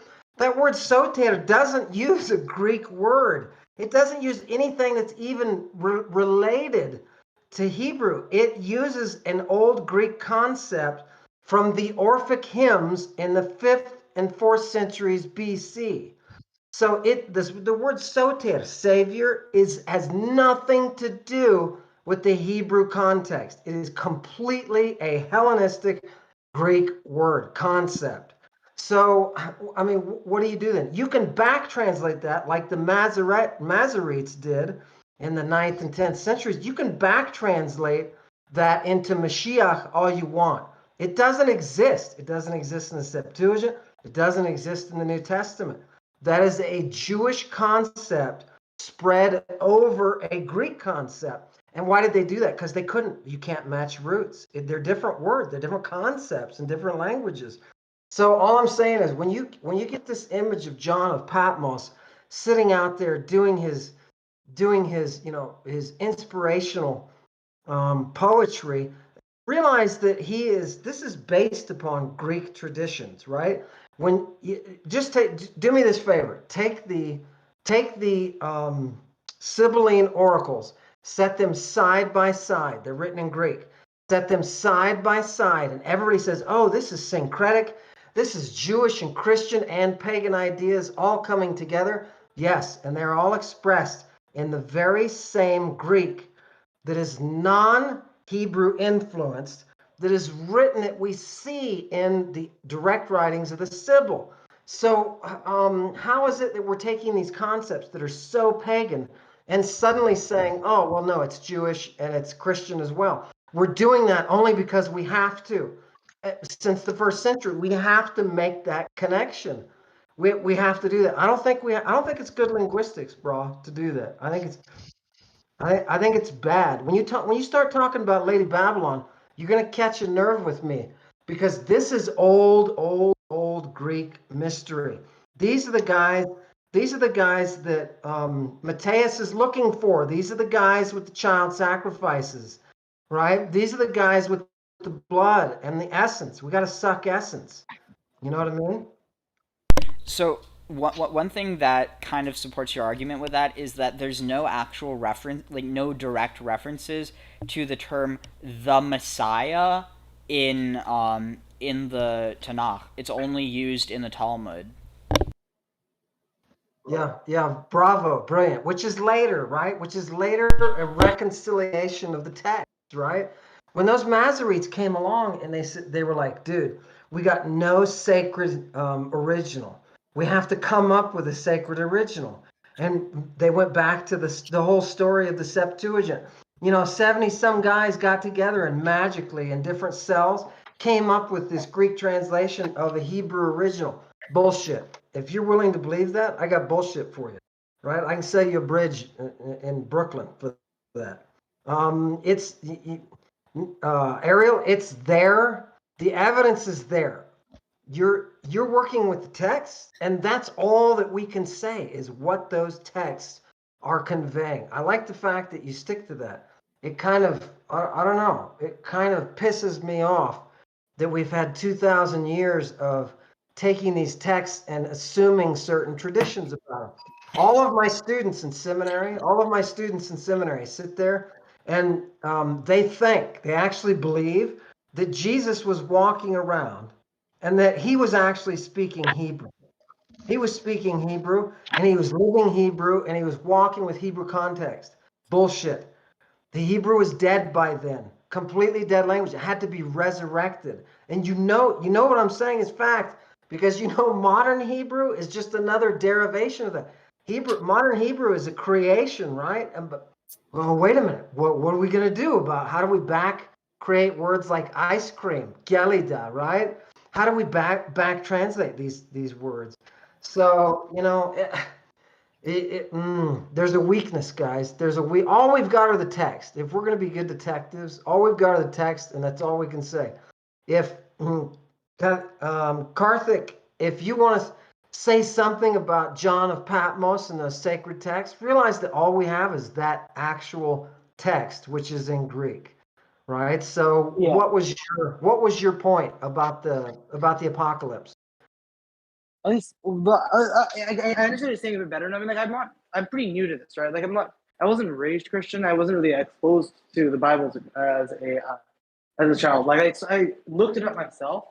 The reason I'm saying that is because John of Patmos was if you accept the the old traditional Christian authorship of it, where they say that John of Patmos was John the Evangelist, exiled because of he spoke against someone. He offended someone important, got sent to the island of Patmos, where he couldn't do any damage, where they thought he couldn't do any damage. If you accept that authorship, what I was thinking is because John the Baptist was a preacher, right? So if he's a preacher, he must have read the Talmud. He must be not Talmud, sorry. He must have been very aware of the Tanakh. He's presumably a scholar of the Tanakh if he's going around preaching about it. So what I was thinking is, that's what I was thinking, I guess. I was like, was it possible in that case? I was thinking that maybe he was intentionally worked that in, not because the words roots correspond. The roots don't correspond. I was thinking that he was expressing the concept city and the concept city in the concept of city exists in both language. They have different roots. They have different words, but the idea is the same. Like the city is a city and a mother is a mother. What I was thinking is it could be that given that he was presumably was a scholar of the Tanakh, that he could have gone back and remembered the association between in Hebrew between the words mother and city. And you would see that because the Tanakh is written in Hebrew. There was kept in scrolls. So you could have gone back and I think maybe he intentionally worked that in. He knew that the concepts of woman and city were connected in Hebrew. So when he was writing in Greek, he used the words woman and city are different in Greek. But I was saying maybe he worked in that equivalence. He worked in the Hebrew concepts being linked and he used that for symbolism. That the city is a physical material city, the city of Babylon, the kingdom of the corrupt, the nations of the world. But it also symbolizes that woman, who symbolizes humanity's lust and sin, sort of compiled into one. At least the way that humans become corrupted, that they've been ruled by their lusts, ruled by their desires. I don't know, I was thinking in that sense. Because he would have known that connection there, because even though Hebrew was dead at that point, again, I think everyone spoke Aramaic a little later after that, then everyone changed over to Greek. The text in the Tanakh was still known. People still recited liturgy from the Tanakh. So presumably, even if John of Patmos wasn't a Hebrew scholar, he would have at least had pretty good knowledge of all the elements of the Tanakh. Right? He would have read through the entire Tanakh. He would have understood what every word meant. So let me ask you this question. How many New Testament authors quote Hebrew? In Revelations, they quote repeatedly, right? He quotes sections from the Tanakh. He quotes prophecies, I think, from Malachi at one point. Yeah, but it's from this. The answer is none of them. None of them are quoting Hebrew text. When they quote Isaiah or when they quote Enoch, they are quoting Greek text. Paul is quoting verbatim Greek text. When Jesus starts talking his Enochian do unto others, and he starts getting into the sons of God and the daughters of men, that is all Greek. He is not quoting Hebrew. There's one reference to in the Hebrew this word is, right? And okay, that's pretty legitimate. That's nice. But when Paul quotes, he quotes the Septuagint. He does not quote a Hebrew text. They do not have a Hebrew text. You said they have scrolls. They're walking around and everybody has access to scrolls. There is no quotation in the New Testament from a Hebrew text. They're all using the Septuagint. And that thing has been around since Ptolemy. So this is 200 years by the time we get to Paul. 200 years where we do not have a Hebrew tradition. So when John mentions Lady Babylon, he is not working from Hebrew traditions. He is working from Greek. So something that I think you'd probably be interested in, Ammon. So I looked this up in the dictionary. So Moshiach, not Moshiach, Moshiach with an ayin, which is from the same root Yasha as is in Yehoshua or in Yeshua, depending on. I mean, the Yeshua is a reconstruction. His name would have been Yehoshua or Yoshua, but basically, so this word can mean protector or aider, and protector in Greek would be soter, right? It can be, yes. Soter is the one who literally fends off the attack or preserves. It can also, preserve. Servo in Latin. They really took the meaning of it and ran it into Latin with it to preserve or protect.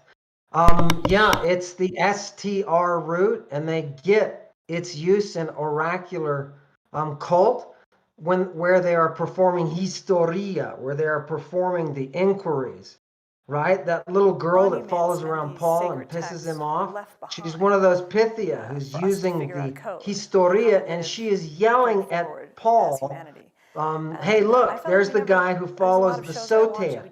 And hey, what's wrong with that, right? What's wrong with that? And anyway, he kicks her out. But yeah, is it? So you're saying your point, Ariel, is that Mashiach is related, that Semitic root is related to some kind of protector? So no, and that's the interesting thing. People try and say, like they try and connect the like they try and connect Jesus and the term Messiah, but they're not connected. Connected to the idea of Moshiach, maybe, but like essentially you might have, what my theory is you already had this idea of being anointed, but that had nothing to do with the idea of salvation. That came after the fact, after the exile, when you're already having like exposure to or actually no, so you're not dealing with the Hellenistic period yet, but really, like, when the idea of the Messiah comes around is the Second Temple period, after you've already had connections with Hellenistic society. But so before this, you have the idea of God's chosen anointed Mashach, like his Mashach, but it's not Moshiach. That comes later. I wonder if maybe you have this idea of the soter that gets adopted by Jewish thought in the form of Moshiach, and then later they end up essentially what's the word, like combining it or like mashing it together with the idea of Moshiach. So people later think that the Moshiach will be someone who saves, someone who delivers, someone who, restores, when in reality Moshiach just means the anointed one. And so they combine the two ideas together. And also, touching on what you're saying, so here it says means of saving a betrothed damsel who has been assaulted.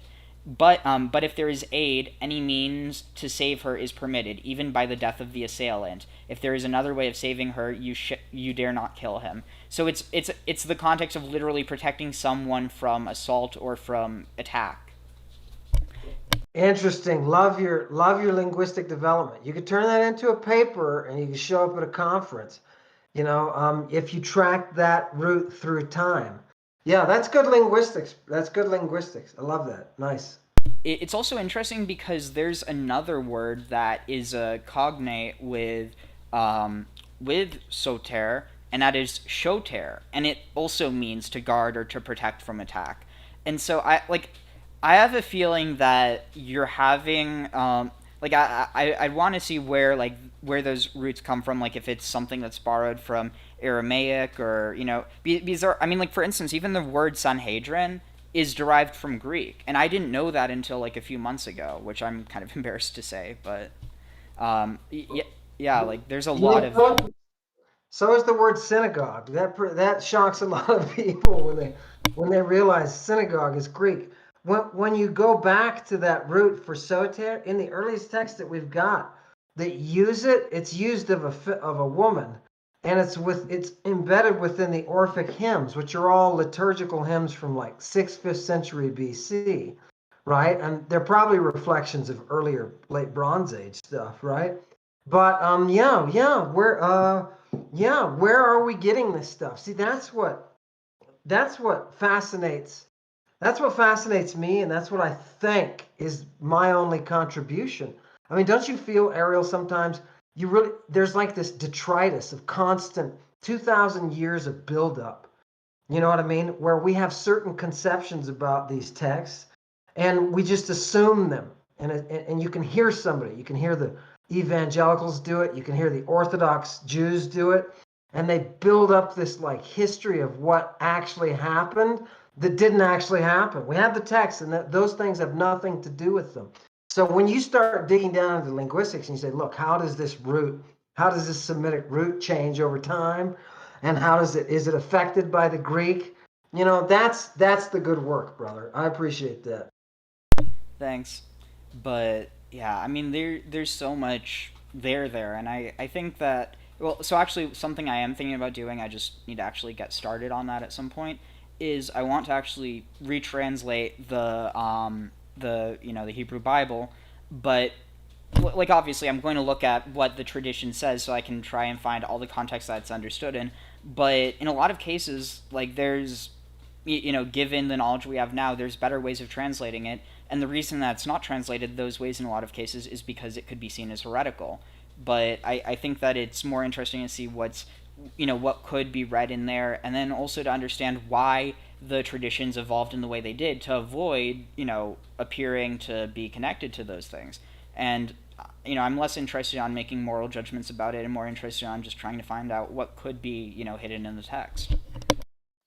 Yeah, and I love the fact that you're not afraid of taking the heretical path. You know what I mean? As long as it's evidence based and it's science.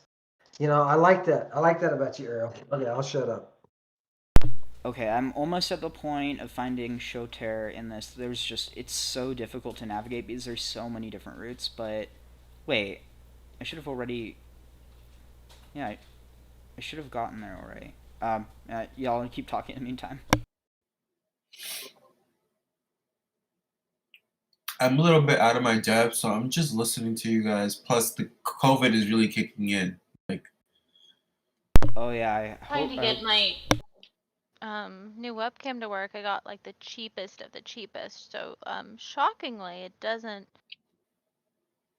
look very good in the preview thing. It's might as well be a potato. So I'm trying to get that to work. Well, there he is, Karthik. How are you? But I didn't know all this like stuff about how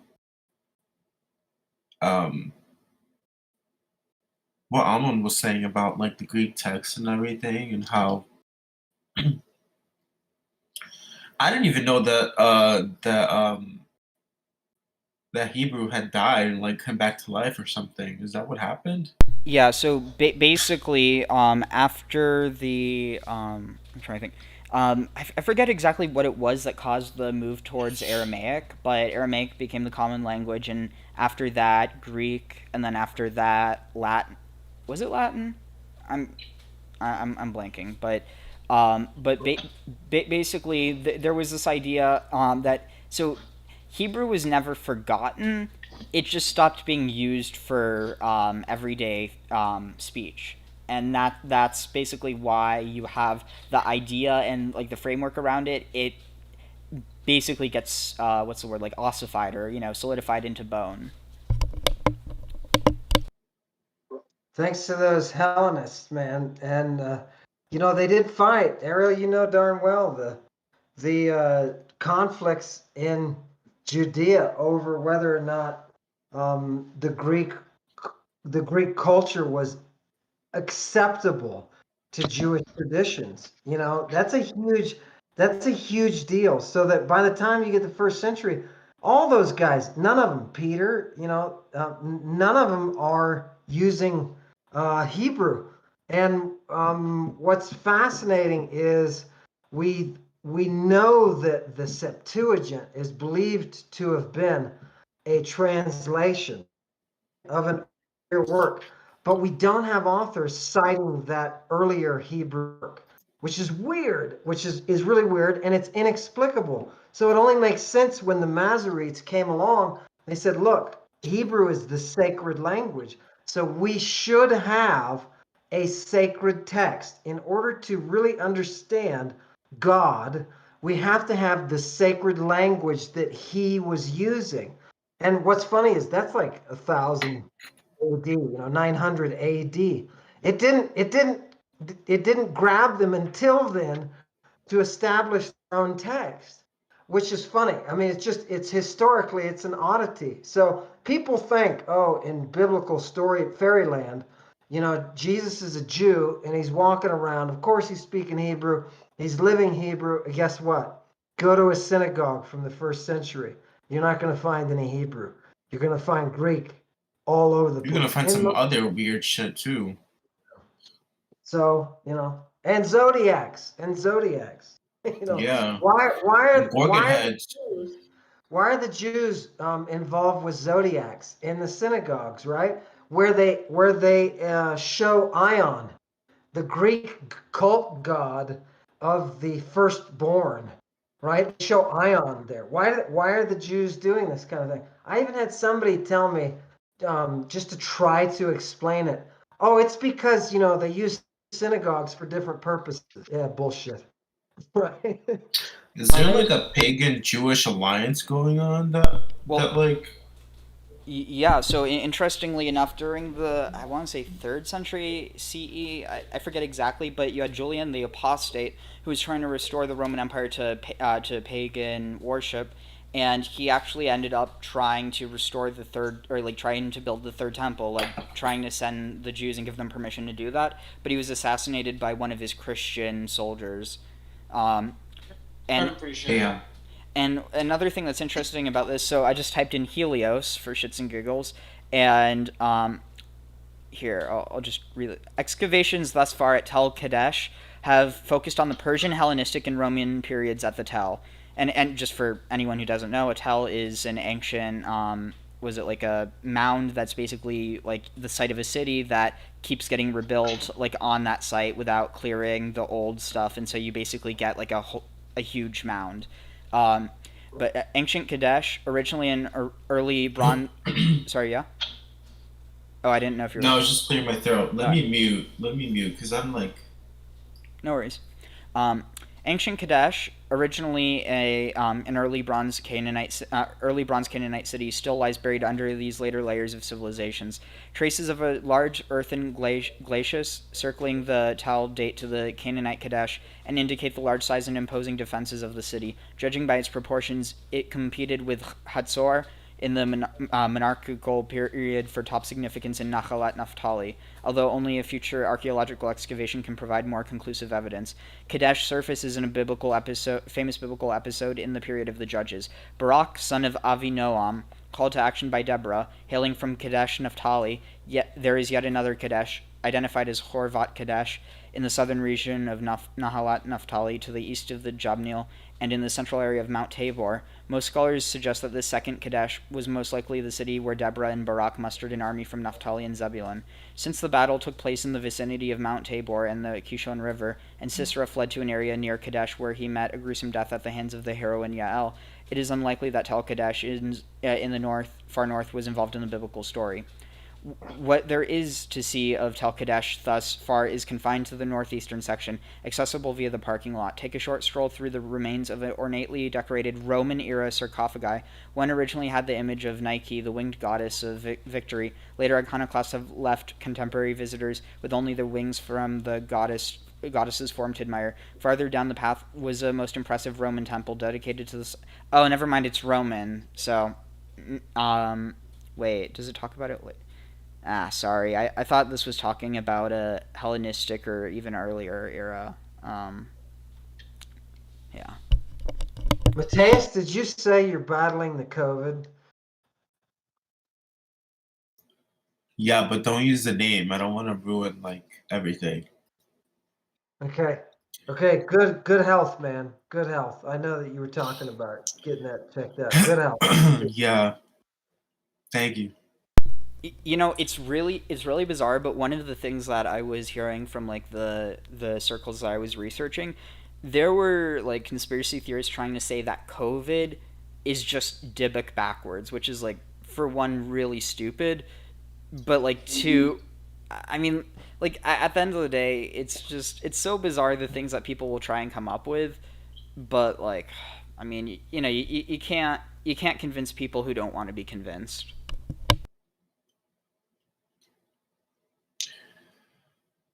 Yeah, I mean, I'm really tired of this. Like, you know, let's leave it in the past, because it's like I feel like we already passed it, and it was just a lot of crazy stuff. Like, we lived through some crazy stuff. Ammon. Oh, sorry. Go ahead. This is probably the closest as a society we've ever come to collective insanity. we just watched we just watched an entire nation descend into utter and total paranoia after the like you saw like the media play like a lot of like the alternative media. What are they called? Not the mainstream, the secondary media, like the Fox, Breitbart, stuff like that. We just witnessed in live time an episode of mass hysteria. People convinced that COVID is a Chinese plant, convinced that some people convinced that it's a plague from God. I don't even think it's. I was just going to say it's kind of funny because the people who are convinced that it's sent by God, like, are also unwilling to do what God tells them in the Bible. It's like if actually let me pull this up because this is just let's see, lower face should show up. Oh wait. So this is also one of the reasons why it's super important that, you know, stuff's understood contextually, because let's see, is this it? Mass insanity. I like that, Karthik. I like that. Let's see. I think that's an astute observation, and I think that we need to consider that more. The fact that what is this insanity that is taking us over? You know what I mean? I love it. I love it. Roll with that. Yeah, that's gonna be our heavy metal band name. Mass insanity? Like mass. Yeah. Do you play? Hell no. I used to play the sax, but no, but like I never played any like metals. Well, you can make the sax heavy metal. You gotta figure that one out. So I'll play the tambourine. I'll like, you know, like really shred it, and we can do this.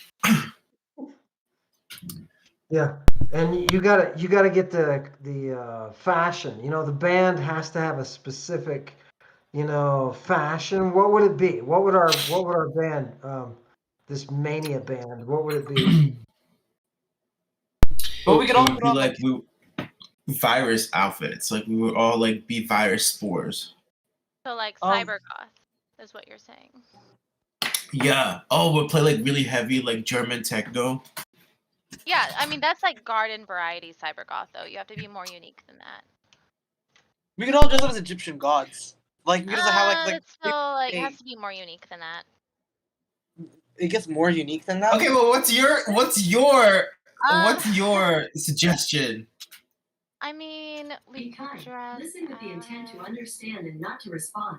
Help others to the best of your abilities. I don't know. For the past 30 minutes, I've just been trying to get my new webcam to work, but I bought the cheapest of the cheapest ones, and like I said, it's not really working very well. So I'm still trying to do that. So this is an interesting thing I found. This is from Rabbeinu Baya in Shemot 26. A Kabbalistic approach, the words Etzei Shitim Omdim, which means like the acacia trees standing, parallel the words Seraphim Omdim Mime'al Lo. Seraphim stood from above, or stood in attendance for him, that's what it says. The word Omdim was mentioned in allusion to the celestial forces. There's nothing in the tabernacle which does not retain... Wait. Oh, no, here's what it was. Sorry. And Shittim would. But from where did they get this in the wilderness? Rabbi Tanhuma explained it thus. Our father Jacob foresaw by the gift of the Holy Spirit. And so in Hebrew... Keep in mind, this is a Jewish text. The idea of, like... I just want to be sure that... Okay, let's see... Yeah, Beruach HaKodesh.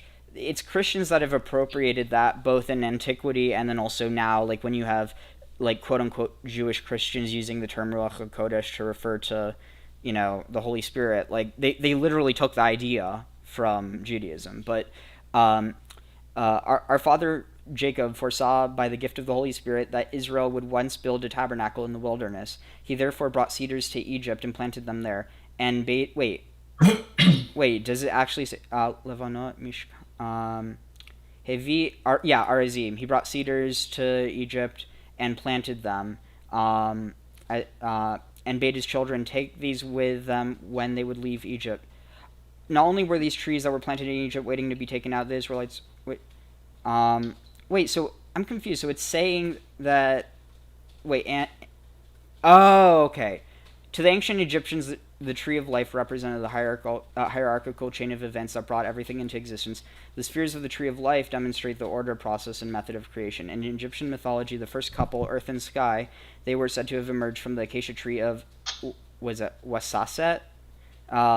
Uiosaset, I don't know, which the Egyptians considered the tree of life, referring to it as the tree in which life and death are enclosed. Okay, that's interesting because they're connecting the tree of life and the tree of knowledge of good and evil, which is also the tree of death.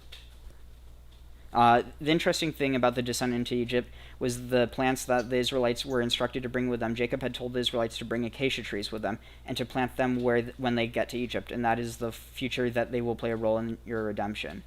Tanned ram skins, so the orets, hides of Elim, rams, Elim, Ma'adamim, and that's interesting. Orots, Ma'adamim. Somehow this becomes dolphin. I don't know. That's actually really interesting to me. I was going to ask you about that. Or no, maybe it's Tachash that gets understood as dolphin, but I still don't. Perhaps the badger or dugong, dolphin or sheep, or a now extinct animal. The Etseshi team and she team would. We now see that the children of Israel go into the desert with Moses, bringing the acacia trees with them. The Israelites knew that they had to bring the trees, and Moses knew what to do with them. Growing up in the house of Pharaoh as a child, and being close to the inner circles of secret information, I'm going to suggest that Moses was proficient in the ways of plant secrets within the inner circles of Egyptian sorcerers. Even if he wasn't, we see in the Torah that those individuals of Egypt actually left with the Israelites and joined them. These mixed multitudes were of the highest class of Egyptian magicians and sorcerers. Ooh. That's cool.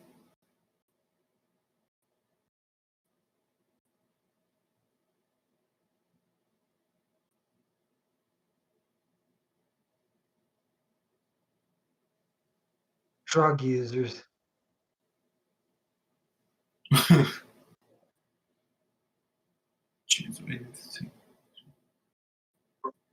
Yeah, that what a trip. Acacia is a Greek word. Akakia in the Greek. Yeah, this is fun. I have to go take care of my two snakes. I'm really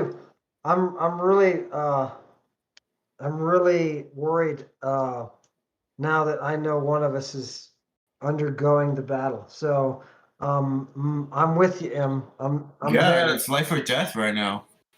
Yeah. Can I just ask? Are you afraid at all? Is it, there's nothing we can do, but is it scary to be at the point that you're at? I'm terrified. I'm kidding. I'm not. Oh, no. You're not. No. Seriously, I would be shitting my pants, but that's just me. I mean, COVID can cause that too.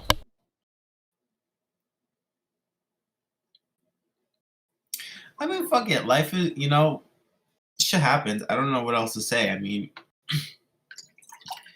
it's not like ideal, but at the same time, like, what the fuck am I gonna do about it?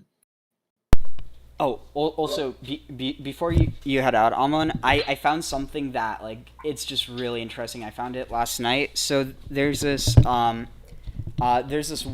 verse that, like, it's turned into a song. It's really popular. It's let's see, where is it?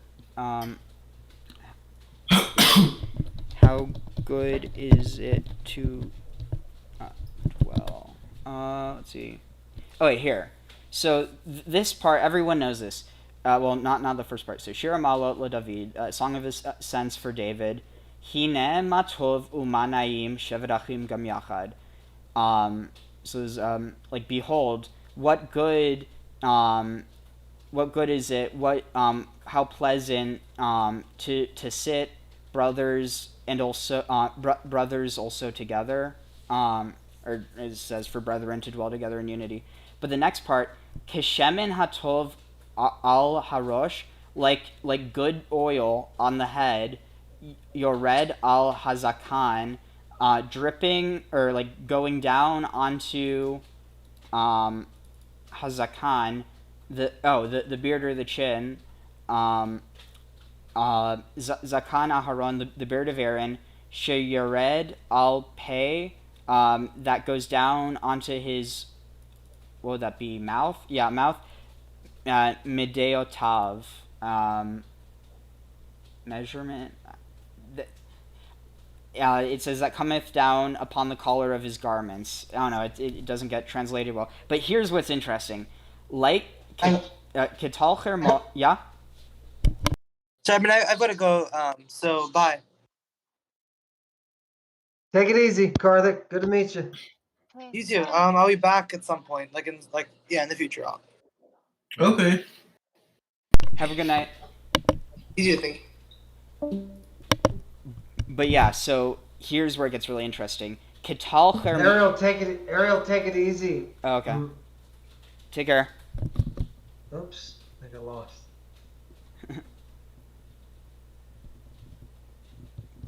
But yeah, so here it says, like the dew of Hermon that goes down onto the hills or the mountains of Zion. But also elsewhere it actually calls Hermon not Sion, but Sion with a samech. And so it's interesting because I think maybe they're trying to reapply this term that was used to refer to Hermon that was used for idolatry, reapplying the term to Sion, which was used more monotheistically, I guess. But it says, like the dew of Hermon that cometh down upon the mountains of Zion, for there the Lord commanded the blessing. This is et ha baracha. The Lord. The Lord commanded his blessing, life ad ha'olam, life eternal. I don't know. Is this?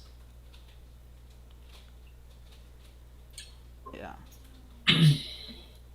Matthias, can you hear me? Yes. Hey, yeah, I'm gonna, light a little incense for you, brother, and yeah, you made my heart heavy, knowing that you have to undergo this challenge. So hang in there, brother. Okay. All right, thank you. I will. I'll be good. Okay. Yeah. Take care of yourself. Get some fucking rest. Yeah. Okay. Talk to you guys. All right. Thank you. Have a good night. Good night. Everyone's leaving. Bye. But yeah, I'm looking at this. There's so many mentions to Hermon, and it's not in a bad context. So the idea that Hermon is bad really only comes about in the Second Temple period. It seems like. I think. Actually, I don't really know what to think of that because. Well, first of all, I don't really know what Mount Hermon is.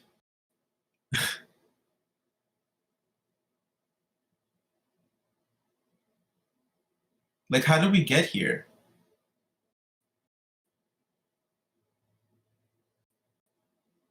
Hello? Oh, sorry. I thought I was talking. What do you mean? What was the point of all this? Because I don't remember where we were at before we got to Mount Hermon. I don't remember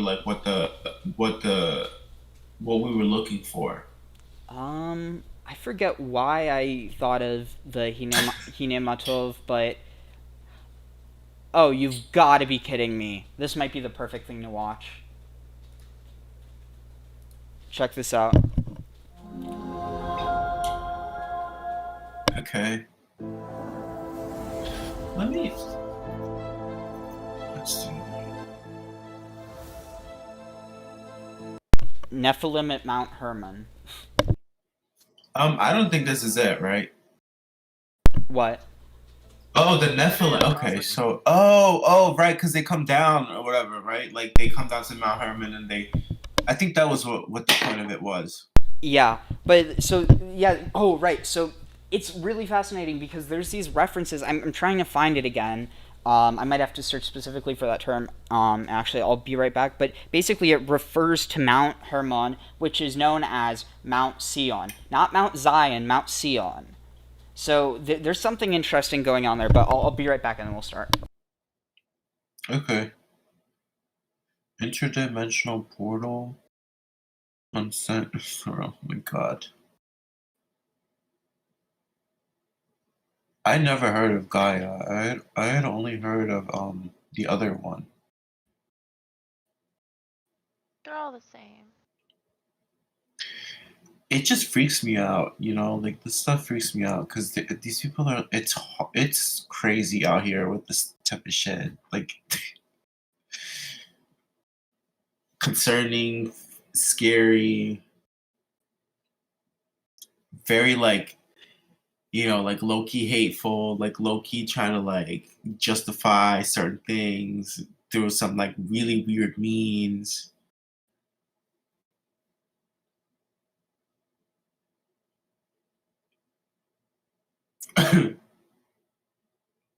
How are you holding up? Not well. I'm super hungry, but everywhere is closed and I can't find anything. Places are closed. You can't DoorDash? Ugh, nowhere's gonna You be can't like open. mozzarella cheese from the bag? It's 11:30 here. There's nothing in my fridge. I haven't been able to Wait, go. you went to the club at like you're back at 11:30 at night? I wasn't at a club. I was at a Where were small you? little wedding reception party. Then I went to a teeny tiny little Oh, bar. right. There wasn't Right. really real food at any of those places. Everything's closed. DoorDash would 'Cause cost a fortune if anyone was even open. And I don't have any groceries because I cannot currently afford groceries. So I well, lost 10 pounds in the past 2 weeks because of it. oh, that's not good. It's fine. I would rather lose groceries. Fit that into my designer. Right. Well, here we don't even go out if like we don't go out like I rarely go out before like 12. So I mean, the that's place like I really was but at closes at 12. So I mean, where are you again? Baton Rouge, New Mexico? Louisiana. Oh, No, Louisiana. Louisiana. Really? I mean, normal So bars they close at 2, but like, trust me, they're all terrible here. You do not want to go to any of those places. It's just the Oh one bar no. I like. They close at midnight. So Well, here they close at 4. And that's I not mean, as good as that you think sounds it is nice because you will too. go to 4 you will go to 4 a.m. and you'll be dancing and you'll be like, you know, doing your thing. And then it's 4 o'clock in the morning and then the lights come on and the guy comes in with a mop. And you're like, damn, who am I? What have I Well, I mean, become? yeah, there's never anywhere to go afterwards. There never is. Doesn't matter what time it closes. There's never anywhere to go or anything to eat. I don't want to go to Waffle House because Waffle House is depressing. There's no like halal carts or something? Like there's no like food No, carts? no, I mean, there might be a food truck at like a single bar, but it's not going to be any bar I like. It's just going to be some just very pedestrian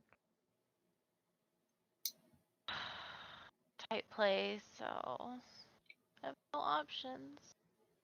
I would have to like, ugh, go to my boyfriend's house or something and scrounge for food in his fridge. I don't want to do that. Is Ariel still streaming on you No, on I thought YouTube?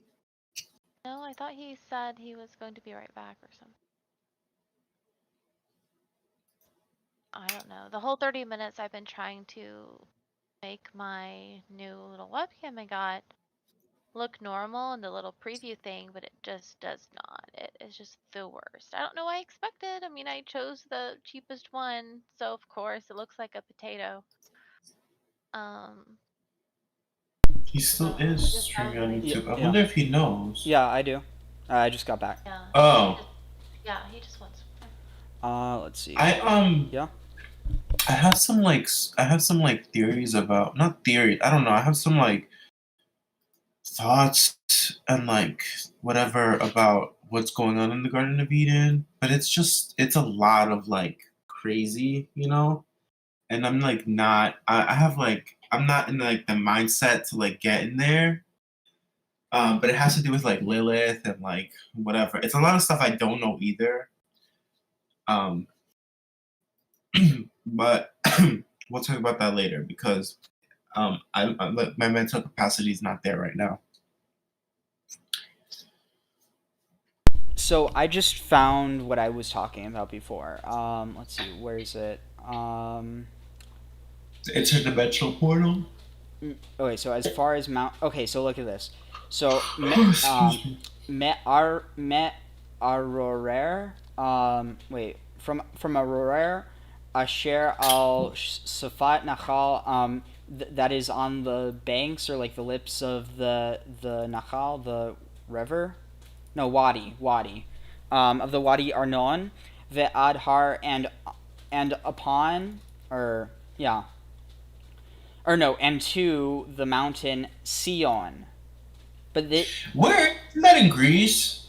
Am I like, where is that? No, this is in like the upper Israel, but so look at this. The Adhar Sion hu Hermon. It's saying Sion is Hermon. So they're the same thing? Well, but see, here's the thing. So in this context, Sion means lofty, but I wonder what. Let's see. What does Zion's mean? Lofty? What the fuck does that even mean? Okay, so. Oh, you've got to be kidding me. Does it mean the same thing? Etymology. Let's see.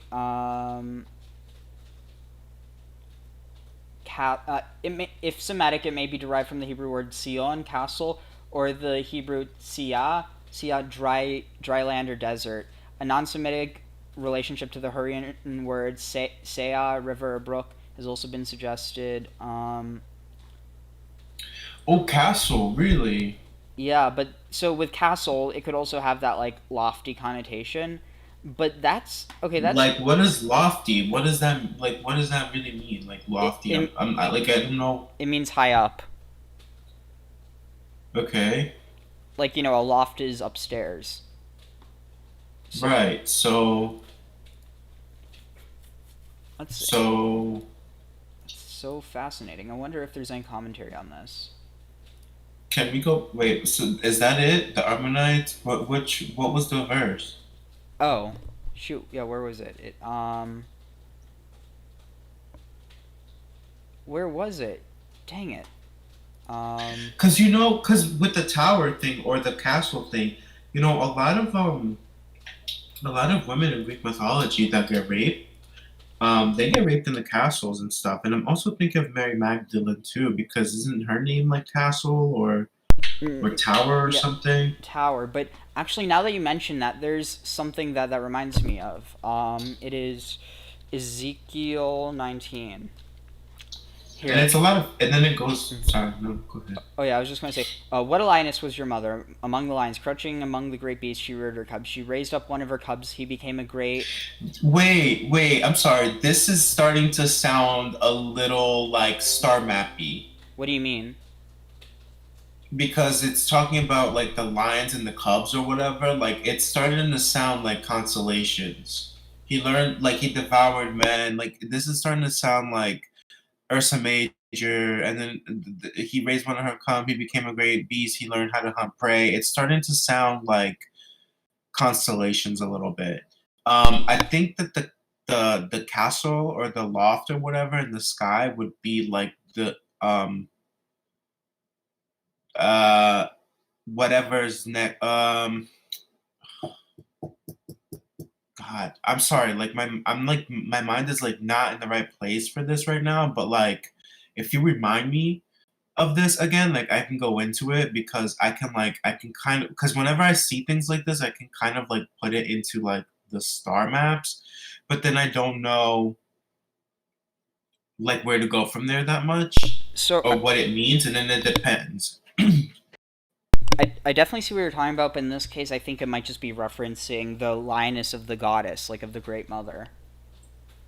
Yeah, well, that would also be like referencing the So that would also be referencing the stars also. Like it would also be like it depending on which constellation it is, because if the languages start like if the and wasn't there like something about Sirius or Siri something? Mount Sirion or something? Sirion. I know it doesn't mean like anything but I don't know. I mean, maybe. I don't really know. But yeah, sorry. Oh no worries. I mean. So then. Yeah. Sorry. Go ahead.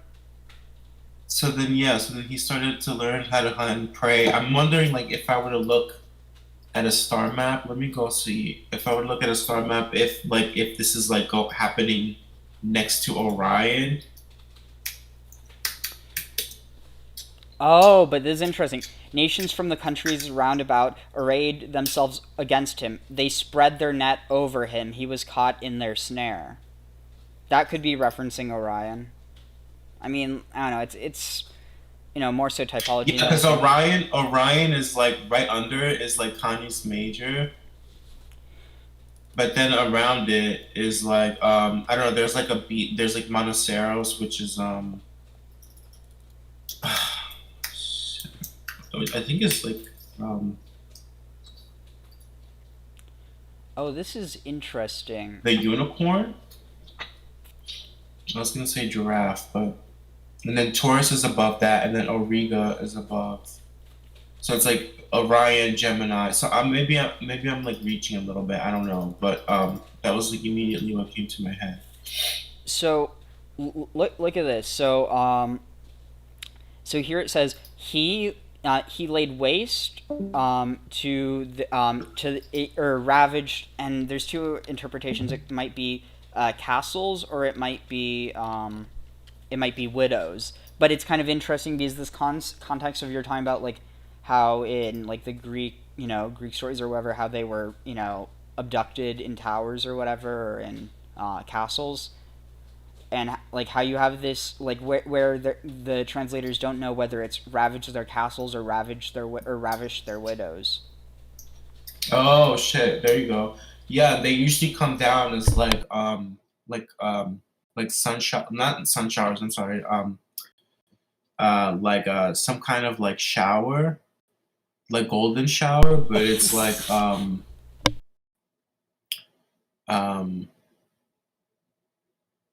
God, my mind is like blanking out. I'm sorry. I'm like so.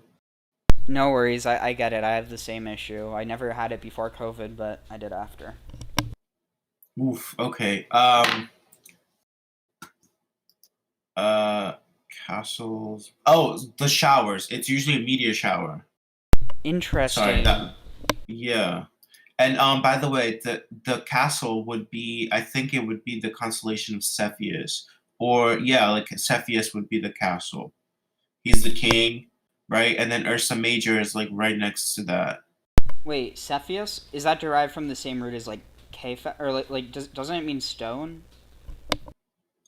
I think so, and I also think it means I think so. I don't know. Where's Ammon when you need him? But I think so. And he's also like the king. I think that's like where the castle is. Wait, but this is so interesting because there's like no commentary on this part where it says from like as far. Wait, oh no, this is a different.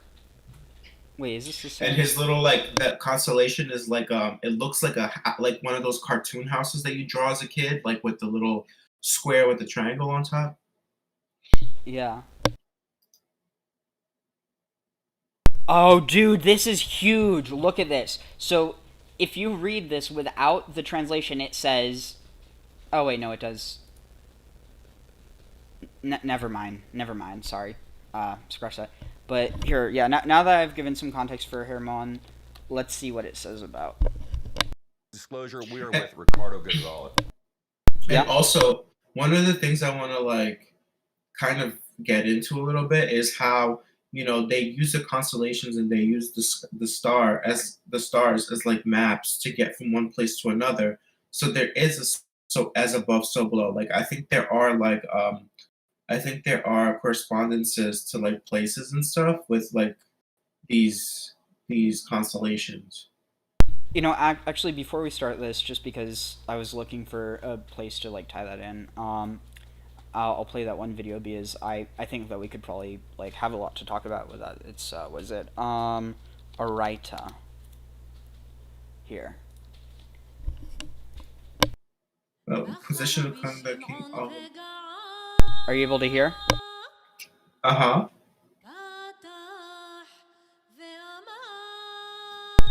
Actually, one second. Let me make sure it's streaming. I gotta change. Oh, yeah. Yeah, here. Here, sorry, one second.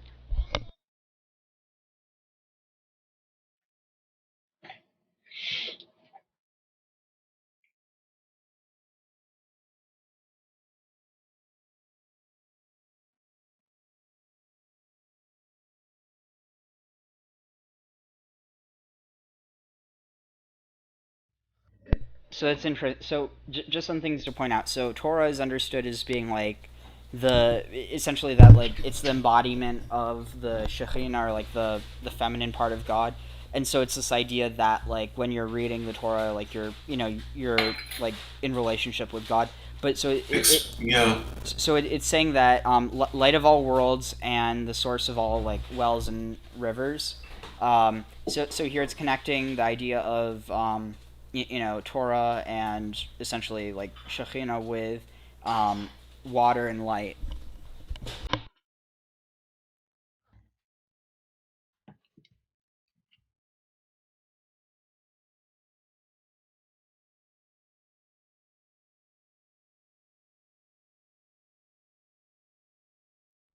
So I love it. Tata is above and below.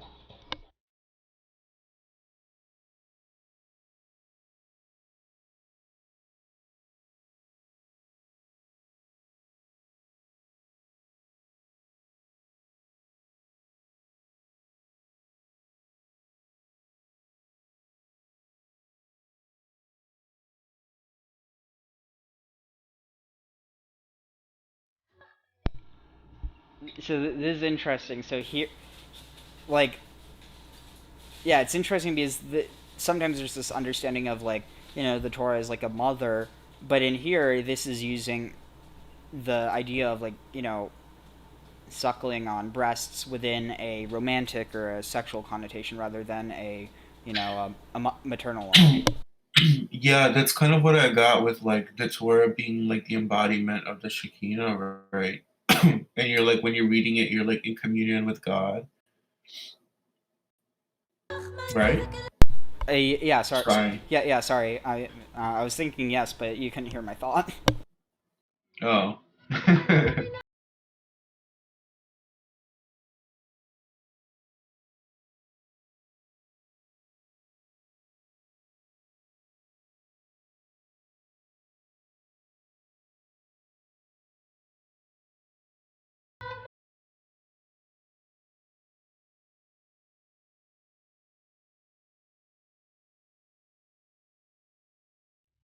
It's like this idea of like going up from, or like different levels.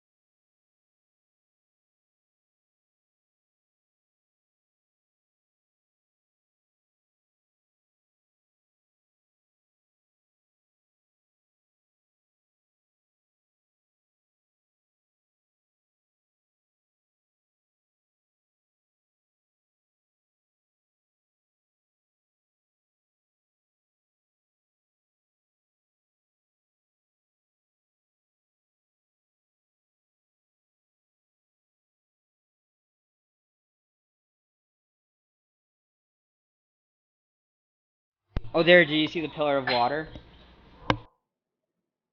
No. There. The blue water? Yeah, it's a pillar of water. Oh, this. Right. Oh, shit. And then the sky. And then, yeah, okay. Oh, I love that. Yeah, that's really good. I also. I like the fruit choices. The apple and then, like, the grapes.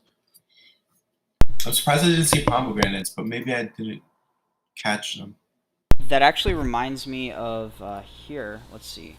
Let's see. It refers to. That was dope. I like that. And also, I really like that the last image, the imagery of the last scene. Yeah, it's really interesting. It's like one of the trippier things I've seen. Let's see. So your breasts are like grapes.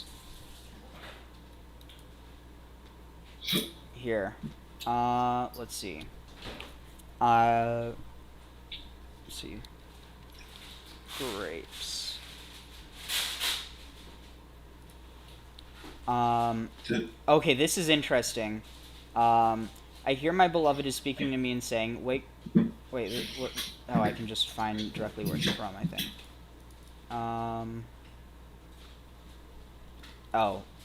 Wait, I'll just search for that specifically. Grapes, like, new grapes. New grapes.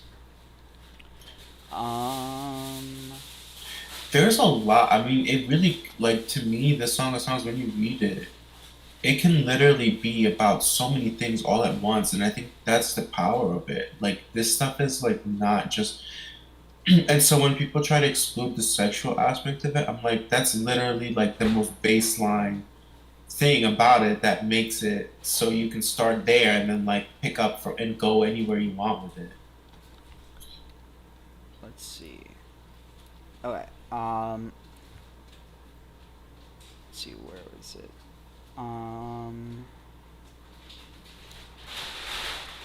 Grape? Huh. Anyway, so, let's see. May the words of his Torah kiss me. Your affection is the wine of true life. Your sen essence surround... Okay, see, this is the reason why I want to... Let's see, this is from chapter 1. Okay. If this is... Oh, no, let's see. Chapter 1. Wait, that... So is... Oh, this is reflecting the Targum and the Midrash. Okay, that makes sense. So it's already... Why? So basically, this is like the traditions that are in like commentary and oral tradition around it being read into it. So it's kind of like reading what it has, but understanding it as, like, for instance, here it says, "Let him give the kisses of his mouth, for your love is more beautiful than wine." And then here it's saying, may the words of his Torah kiss me. So of your beautiful mouth is his Torah. Your affection, his Torah, is the wine of true life. Your scent essence surrounds me and clings to me like fine oil. It is the fragrance of your name. Therefore my Gentile bridesmaids love you. Let's see, where's the part that I was trying to point out before? Oh, the grapes, right? Grape. Your new grapes... Okay, so... this is interesting. So one of the understandings that there is that, like, the fruit of the tree of knowledge was, like, unripe or something, and that they had to wait. And so here, look at this. New flowers. The cold and rainy season of terrors is over. New flowers of life and love sprout from the land. Your voice too, like the vox, will be new, and your song new. Yours is the voice of my young dove. Also, relating to the idea of, like, the goddess. I will hear the voice of my dove throughout my land. No longer do I find your fruits and fragrances immature. Your new grapes will mature as true Torah wine. Wake up with Moses. Arise. Yeah? There's a lot of... I'm sorry. There's a lot of... well, not a lot of, but there's definitely another matriarch of the Bible who is... I think her name is Zipporah or Sephora? Zipporah. She was the wife of Moses. And she's a songbird, right? I mean, so it's Sipor just means bird, but but I mean, yeah. So here, look at this. How proper is it to delight in you? Your offer to me, my companions, to help me become enthroned as his queen, is innocent and childish and touching. But I alone understand what his love has taught my heart. Here, what's it saying? He says to me, already you have grown to be like a palm tree. Already your breasts are like a cluster of grapes, holding the messianic teachings of my sages. So, like, here it's saying that there's so much, like, it's, can't be contained in just two. Yes, I have heard his voice in my heart saying this. I have determined, I've heard him say, I will climb. Oh, dude! Whoa! Okay, this is huge because, here, look. So for one, the palm tree is a symbol of Asherah, but here, look at this. So the rabbis taught there were 4 who entered the orchard, Pardes, a reference to the Garden of Eden, and they are Ben Azai ben Zoma, Acher, Elisha ben Avuya, and Rabbi Akiva. Rabbi Akiva said to them, when you reach near the pure marble stones, do not say water, water, because it is said, a speaker of lies shall not abide before my eyes. Ben Azai glanced and died, and upon him the verse says, it is precious in the eyes of Hashem, the death to his pious. Ben Zoma glanced and was hurt. Mentally, he went insane, and upon him the verse says, honey you have found, eat only your fill, lest you become satisfied of it and regurgitate it. Acher chopped down. So, wait, no. Let's see. Does it? I'm pretty sure other. Let's see. Climbed up the tree. Elsewhere it says he climbed up. Climbed up the. Let's see. Okay. Okay, this is interesting. The Gemara relates, but that is not so. As when the Canaanites were having the mourner's meal, they had the meal beneath cedar trees, and when the spies saw them, they climbed up the trees and sat in them. Let's see. He climbed up to him and found him sitting at the... Oh, wait. Rabbi Akiva ran away from them, and he climbed up and sat upon the top of a date palm. Above the Holy of Holies, there was another level in the same layout as this one below, and a curtain was affixed there, as no one climbed up to the higher... So there's this context of climbing up a tree that it's also an allusion to something else. Or, because it relates that, Torah is like a tree. And so climbing up the tree is like ascending in the Torah, or like trying to... And the whole idea is that if you do it wrong, you lose your mind, or worse. Okay, that sounds a little psychedelic. Definitely. Especially because, oh wait, here's this. One day he was unable to earn anything, so the doorkeeper would not permit him to enter the house of learning. So he climbed up to the roof and sat upon the window to hear the words of the living God out of the mouths of Shemaiah and of Talion. So it's like, okay, he lifted up his eyes and saw the fruit on the tree. His inclination overwhelmed him, and he climbed up the tree and cut off a branch of fruit with his teeth. So this is understood as something bad. It's kind of like you climb up the tree and then you're overwhelmed by the lust for the fruit, as opposed to just being able to go up there and then going down without taking anything. But yeah, let's see what it says about Hermon. Where is that? Where's the YouTube? There it is. Watch together. Playlist. Here.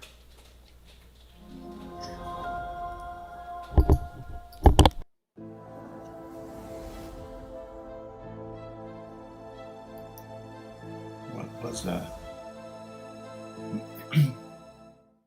Today on Cosmic Oh shit, here we Disclosure, go. we're with Ricardo Gonzalez, Peruvian author and researcher who has experienced multiple direct contacts with an extraterrestrial species called the Apunians. Today, we are talking about the contact portal on Mount Hermon.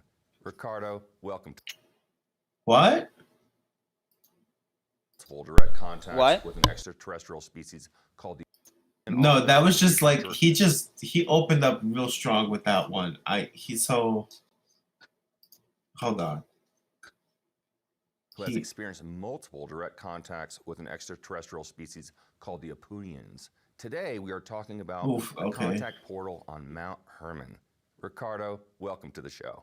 Thank you. Yes, I've had the opportunity to go to Israel more than once. It's a fascinating place. On one occasion, I had the chance to visit the sacred mountain of Israel. Wait, did you hear that? You said Israel. On one occasion, I had the chance to visit the sacred mountain. I've had the opportunity to go to Israel more than once. It's a fascinating place. On one occasion, I had the chance to visit the sacred mountain of Israel, Mount Hermon. It's more like a chain of mountains beyond Israel, which also includes... See, saying stuff like that is what helps to incite anti-Semitism. It's not a holy mountain to Jews. Lebanon and Syria. It's a very dangerous place with significant military presence because it is a tri-border area. The Israeli military actually has a base at the summit of Mount Hermon. But according to information I have, the military there is not just protecting this tri-border, but also some type of singularity or phenomenon. What? Yeah, the fucking fight that people will break out into because of this dumb shit. But according to information I have, the military there is not just protecting this tri-border, but also some type of singularity or phenomenon, a portal that can be found on Mount Hermon. At another time, you asked me if there was a difference between dimensional portals. There are dimensional portals that may provide information, others to have a personal experience there. And as we discussed in another interview, some have galactic jurisdiction, if you will. Is there an entry point there that also goes through the 3 countries that you're aware of? The whole area of Mount Hermon mountain chain is special, but the main singularity is found in Israeli territory. It's a time portal that connects to different times of the Earth and that connects to other realities far beyond our world. For this reason, that place was chosen in the past to be at the center of several historic events, including one of extraterrestrial origin. Tell us about that. A long time ago, thousands of our years, a mission of extraterrestrials was sent to Earth. These beings looked human, with human-like appearance, like us. Thousands of our years, a mission of... Thousands of what years? Tell us about that. A long time ago, thousands of our years, a mission of extraterrestrials was sent to Earth. Hour? Like hours, yeah, hours. It's in hour years. It's like how we calculate time, I think. Oh. These beings looked human, with human-like appearance, like us. These beings are known in experience contact as guardians or watchers. These guardians the galaxies. or watchers' purpose was just that, to observe and watch over humans in that Middle East region. But these beings made a mistake. Even though they were very developed extraterrestrials and had a very specific role, they found themselves involved with an external influence. So where's he getting this information from? From the aliens? His ass. Oh, so the aliens, okay. Yeah, they stuck it in his ass when they were probing it. That upset them and caused them to make mistakes. These beings chose to land in what is now known as Mount Hermon, because it is one of the most important time portals in this world. At that time, they then mixed with the daughters of humankind, the daughters of Earth. These beings were not angels, like a lot of the ancient scriptures say. We're talking about cosmonauts from other worlds. So these beings from other worlds mixed with the women of the Earth because they were anatomically compatible. In the scriptures, their hybrid children are described as a race of giants. 3 generations of giants. Are they really? Like, is that really the word that's used? Is giants? Let me see. Like, they're like supersized men. I mean, there's a tradition, I don't know where it comes from, but there's also a tradition that Adam was like 100 feet tall or something. What, like, but like, okay, but like the tradition, what is the point in that? Like, what is that telling you? Like, what is that saying for you or for anybody, that there's aliens? Because to be honest, I think that they're just the Nephilim. I think that they're just like nepotism babies. I think that they're nepotism babies, that their dads, like, you know, put some shit together, and that they, that's my very crude, like, assumptions about what the Nephilim are. I think that they are like very powerful men who inherited this shit from their parents, who were like so big and so powerful that they became like considered gods or demigods, or like they were revered or like renowned, like wow. revered men. You might be onto something, because it doesn't actually say giants. It just says Nephilim. Right, and what does Nephilim like mean? What does that like mean? Giant? The ones who fell. From like the sky? Because they didn't fall from the sky, their dads did. Right? Like they became the Nephilim after they had sex with the wives. And I also think that there's something to be said about like the wives being like cities or land also. Well, so if you look here, it says I think that these like alien things, whatever, they figured, not the aliens, but like the fallen angels, they had figured something out, and they came down to Earth, as in like they were, you know, they were born here in order to like push society forward by like teaching them or like discovering or coming to like, you know, develop some kind of technology.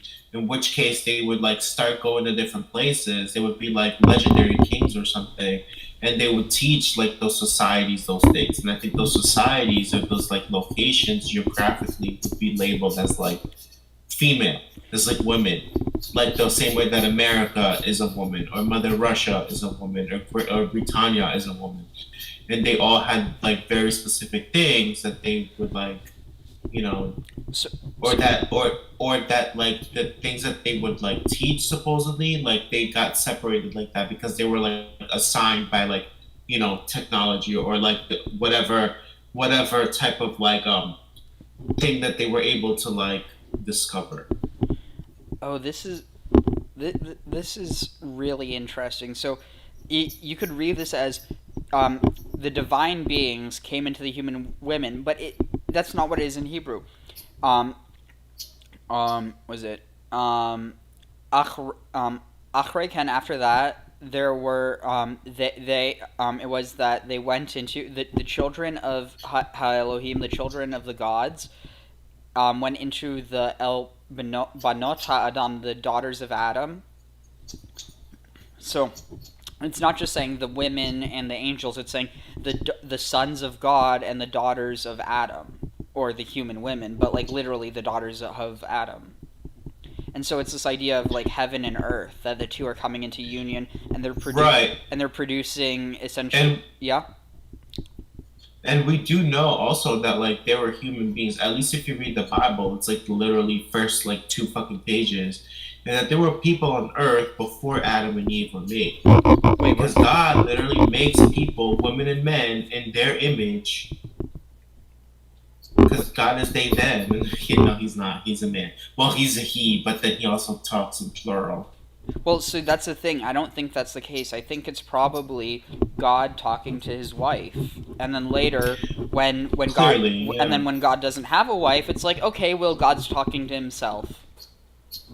Well, he also becomes the Lord, which to me are 2 different things. They're 2 different beings, and I think one is like cosplaying, is the because I kind of noticed this. Okay, I didn't like read the Bible, so I'm kind of like just, this is very crude.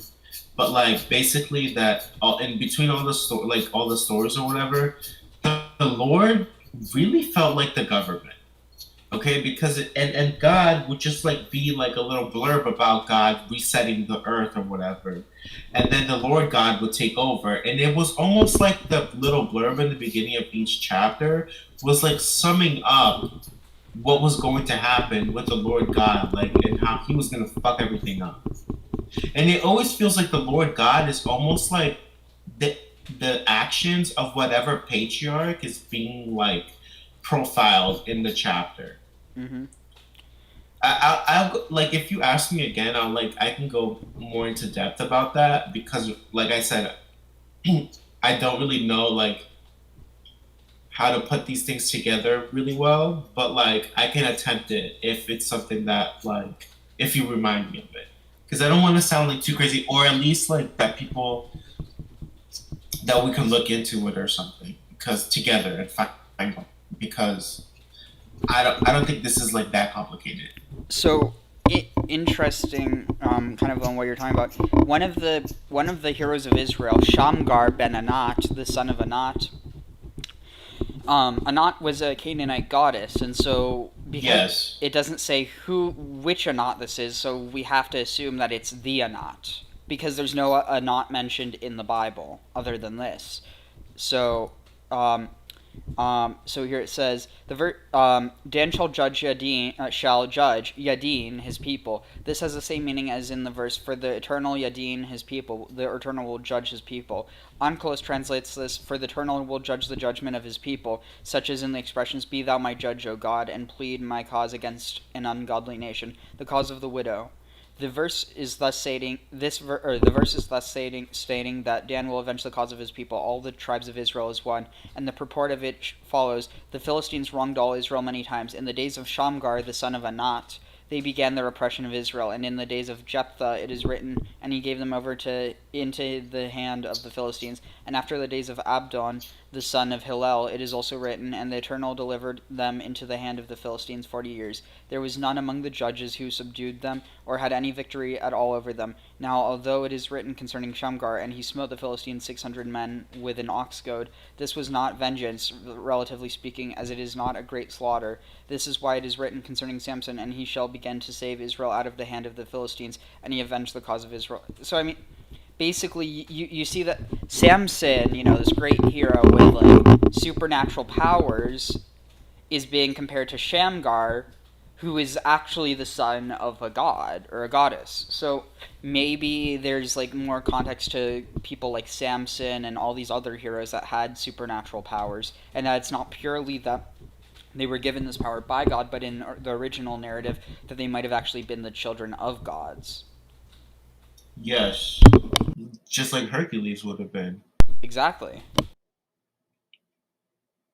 Or Perseus. Yeah. I like Perseus, so I'm always like thinking Perseus. And he's everywhere. Perseus is like fucking everywhere. Yeah, and he's also he's like born in a locked tower or whatever. Yes, and he's very easy to like. I mean, you can find him in Ireland. You can find him like Perseus is like the key of like the skies to me. Like everything and anything that has to do with Perseus is like you can find like I can spot the Perseus narrative from like a mile away. Interesting. I've never really thought in those terms, but it's so true. Yeah, like whenever you get like a queen or something, and then the Perseus, or you get like a demon, there's a Perseus there.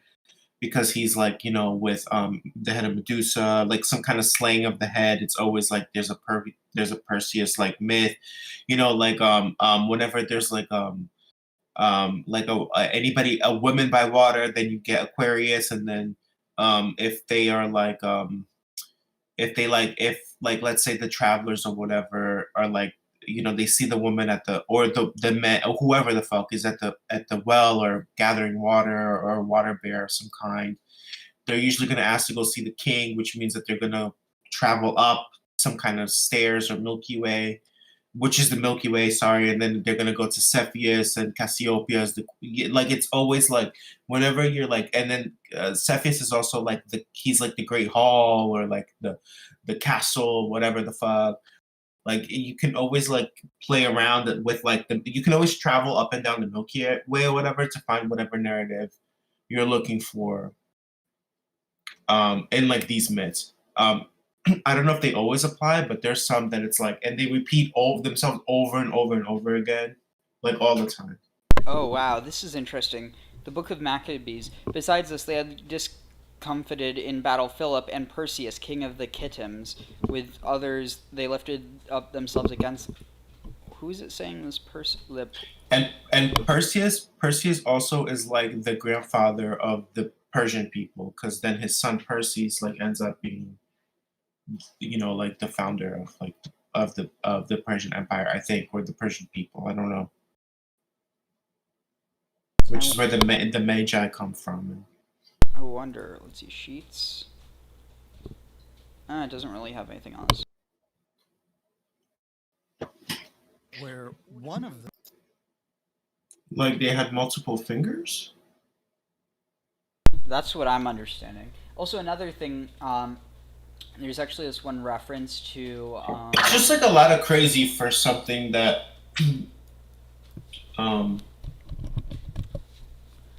I don't know. It's just too much. So, here, listen to this. So, this is from Numbers 13:33. There we saw the giants, the children of Anak. That might have something to do with the concept of Anunnaki. And an Anak means neck, progenitor of a family or a tribe of giant people in Canaan. Oh, there you go. Yeah. So, like, that's what I'm saying, is that, like, I think that they were children, like, I think the Nephilim were, like, they were the children of, or the male heirs to some kind of, like,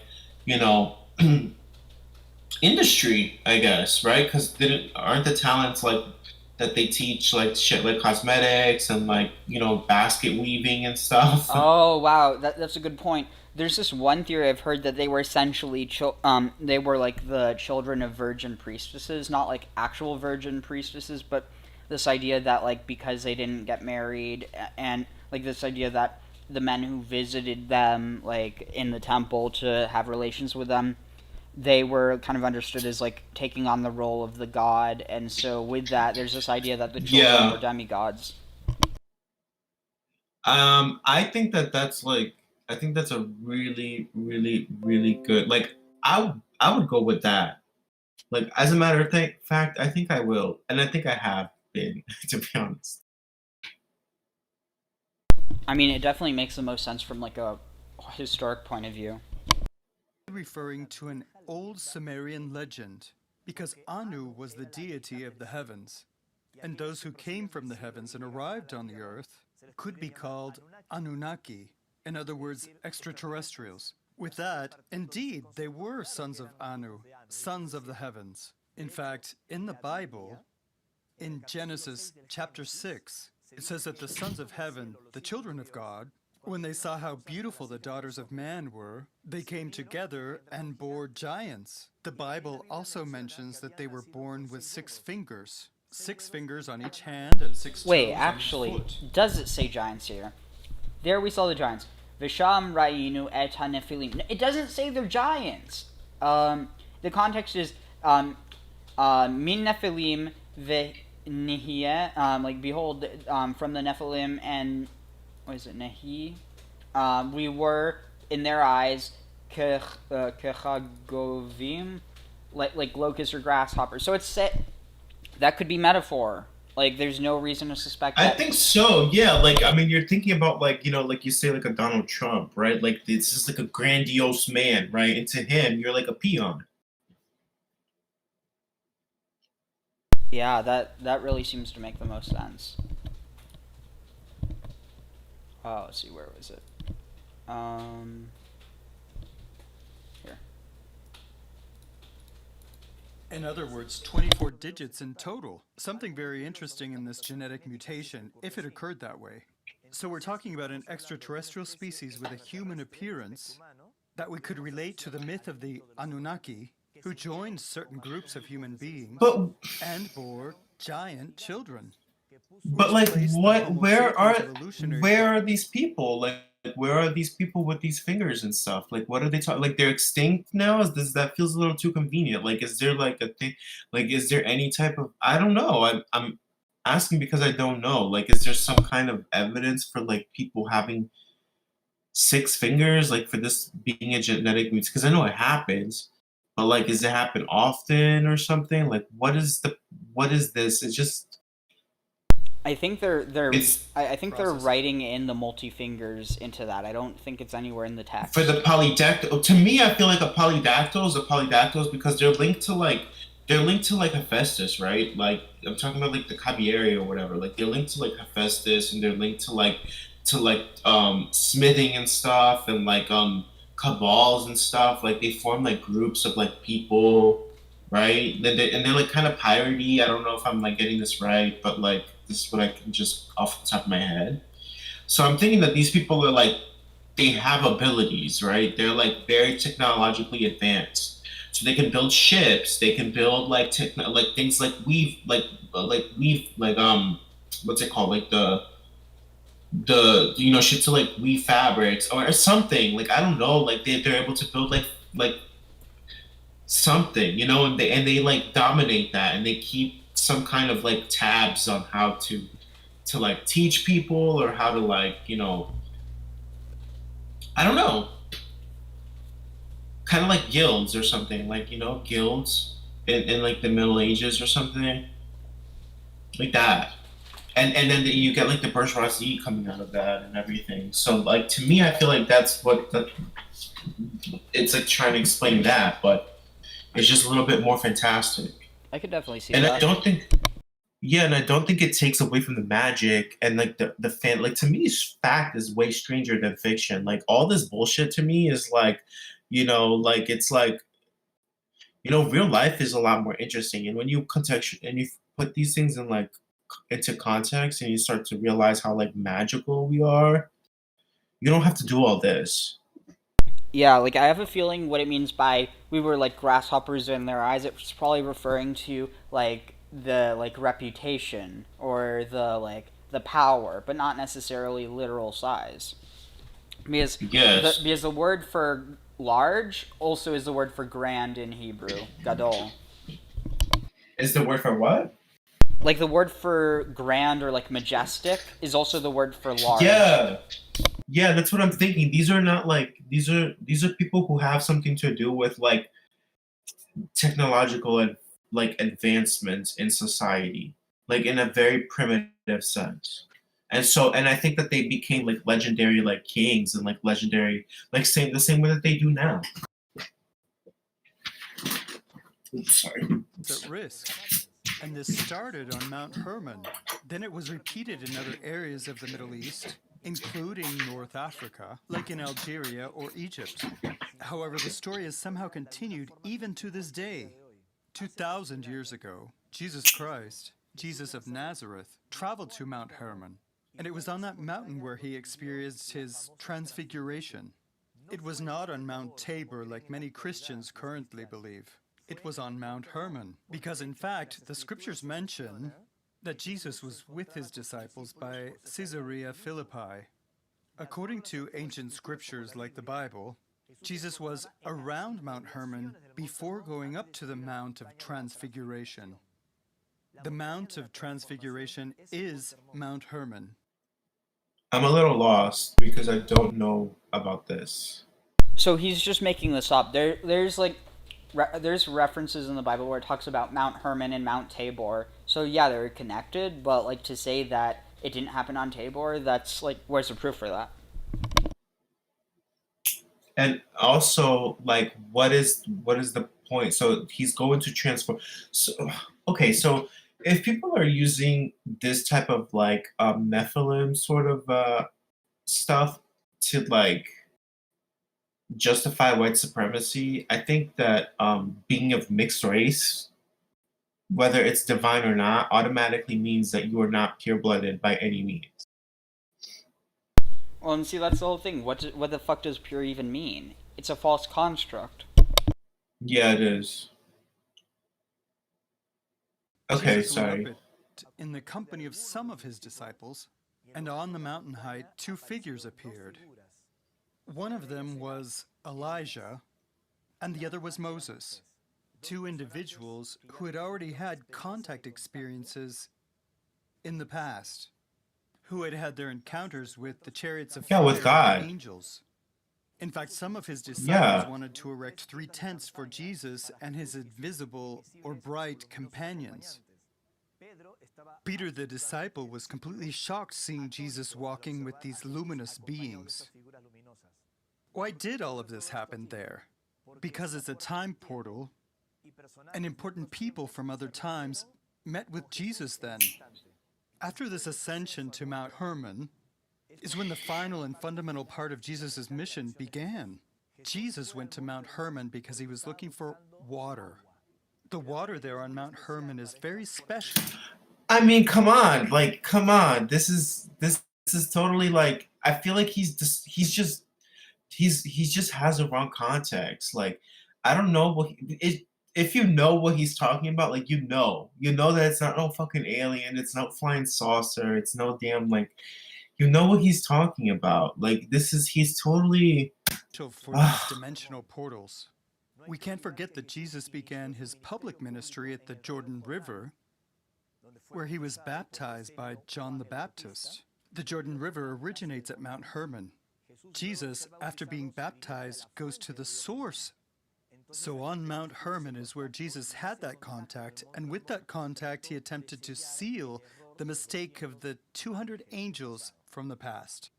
We're talking about 200 extra... I'm sorry, but if you believe this stuff, why wouldn't you also believe that Jesus is a Nephilim? Like, he's also the son of a god, he's the, his mother's a human, his father's divine. Like, come on. You can't... But wait.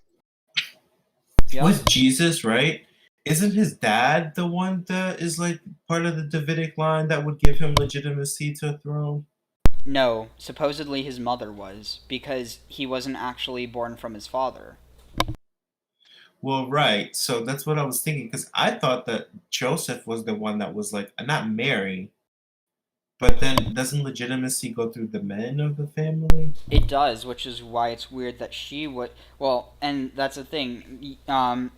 In order to imply that he's both God and that he's the Messiah, they have to imply that his lineage is through his mom and his divinity is through his father. Right, which would be God, but, like, how do you prove that? Well... You don't. I guess that's the whole point, right? Like, that's what makes it so awesome and so fucking... Yeah, but the thing is... I should try that one. Jesus never even claimed he was a son of God, which is the wild thing. Like, he said, he'd ask his disciples, who is it that they... Or, like, who is it that you think I am? And they'd say, some would say the son of God, but... or they'd say the Messiah, but, like, he didn't say that. That's what they said. And in terms of when people asked him, or like he said he was the son of man, not the son of God. So like, the whole point is that yeah. And actually, I'm sorry. So actually, like, but like, if you know about what the Bible hoes were doing, not the Bible hoes, but whatever. I'll say Bible hoes.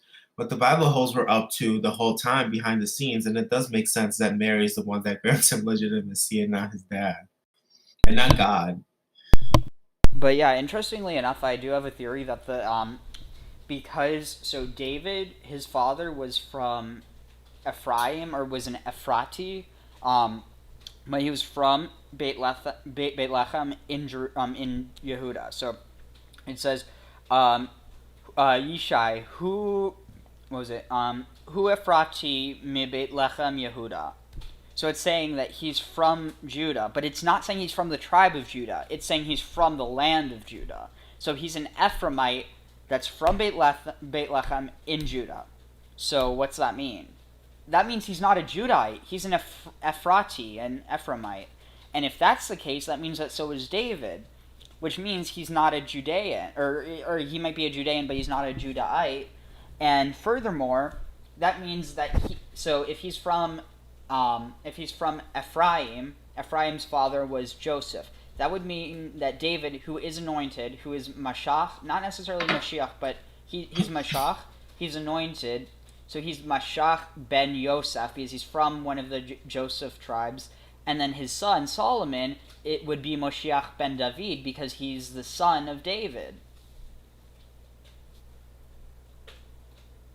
Like, have you ever heard of the term the Messiah ben Joseph and Messiah ben David?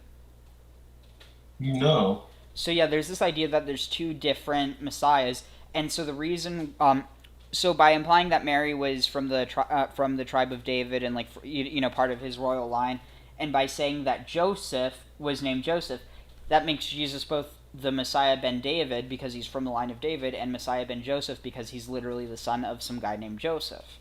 But in reality, I think that probably the original Messiah, like with that title, would have been actually David, and then later his son David, Solomon, whose dad was David.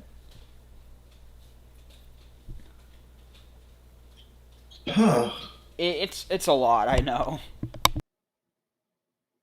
Extraterrestrial beings made a mistake on that mountain. The giants were born, and thousands of years later, Jesus was going to that same mountain to close something that had been opened. Now there, we find one of the most dangerous military places in the world. This is obviously not a coincidence. But I do insist on something. The legacy of the Brotherhood of the Six Fingers that comes from this lineage of giants is still alive today in shamanic circles. And it is one of the biggest, deepest secrets of the dimensional portals. Who are these shamans, and what is their practice and message? We don't have to go too far to understand it, Emery. There's a place that I'm sure you know very well here in your country, New Mexico. Many things have happened there linked to UFO phenomena. But much before the existence of all these cases of crafts that crashed in New Mexico, very important Native American communities existed, indigenous to the area. Shamans, who left very special marks and signs in petroglyphs. For example, in their petroglyphs, there are references to strange entities, and also markings of hands with 6 fingers. For example, at Three Rivers Park, right? Yes, I'm very familiar with this, of course, because I'm from there. And the most amazing thing is I can definitely attest to the petroglyphs because I've seen them myself there with the 6 fingers. How does New Mexico connect to Mount Hermon? The connection, first of all, is historical, because if we can... I swear to God, they better not bring up Jeffrey Epstein. Like, seriously, it's something that I've seen all too often, people trying to imply that he was, basically, they run circles around it trying to imply that Jews are the descendants of the Nephilim. It's so weird. Yeah, but Jeffrey Epstein was out there doing some weird shit with, breeding stuff. You know? I don't think that has anything to do with Jews. I think that just has to do with weird motherfuckers that have too much money and do weird shit. That have private planes, that have multi-billion-dollar homes in remote locations, who have access to people who are scholars or whatever, who they'll have entire they'll have entire schools or whatever in their fucking pockets, and they will just pay people to entertain their dumb their dumb weird gross weird pursuits. But how the fuck does that have anything to do with Jewish people? There's a lot of freaky because they were Jewish. I mean, not really, because well, if you think about it, what's his girlfriend's name? Ghislaine Maxwell. She apparently was an Huguenot, and she was a royal, not a royal, but she was a aristocracy, but she was an Huguenot. A what? An Huguenot or Huguenot? Huguenot? I don't know how. No, she her mom was, but her dad was Jewish, and so there's a lot of people who try and imply that this is somehow connected to some global conspiracy. Rather, there was a global conspiracy, but the thing is that it has nothing to do with Jews. And for instance, they'll point out that oh, look at this person who happened to be Jewish, and he happened to be associated with other people who happen to be Jewish. It's okay, dumb shit. Jews know other Jews. That to imply that has anything to do other than social circles, it's idiocy. But I guess the point more than anything is because there are people who try and imply that he was working on behalf of Israel, when it's so stupid. If there was anything he was doing, it was for himself and possibly for maybe the U.S. But it's at the end of the day, it's not really relevant. It's just more so that there's this idea that some people have that there's this secret group of people who control, whatever, and the implication that they always want to say is that they're somehow not human. And in today's world... But I think... Yeah? I think there are small groups of people who control, but I don't think that that's limited to Jewish people, and I also don't think that they are they're in as much control as they would hope to be.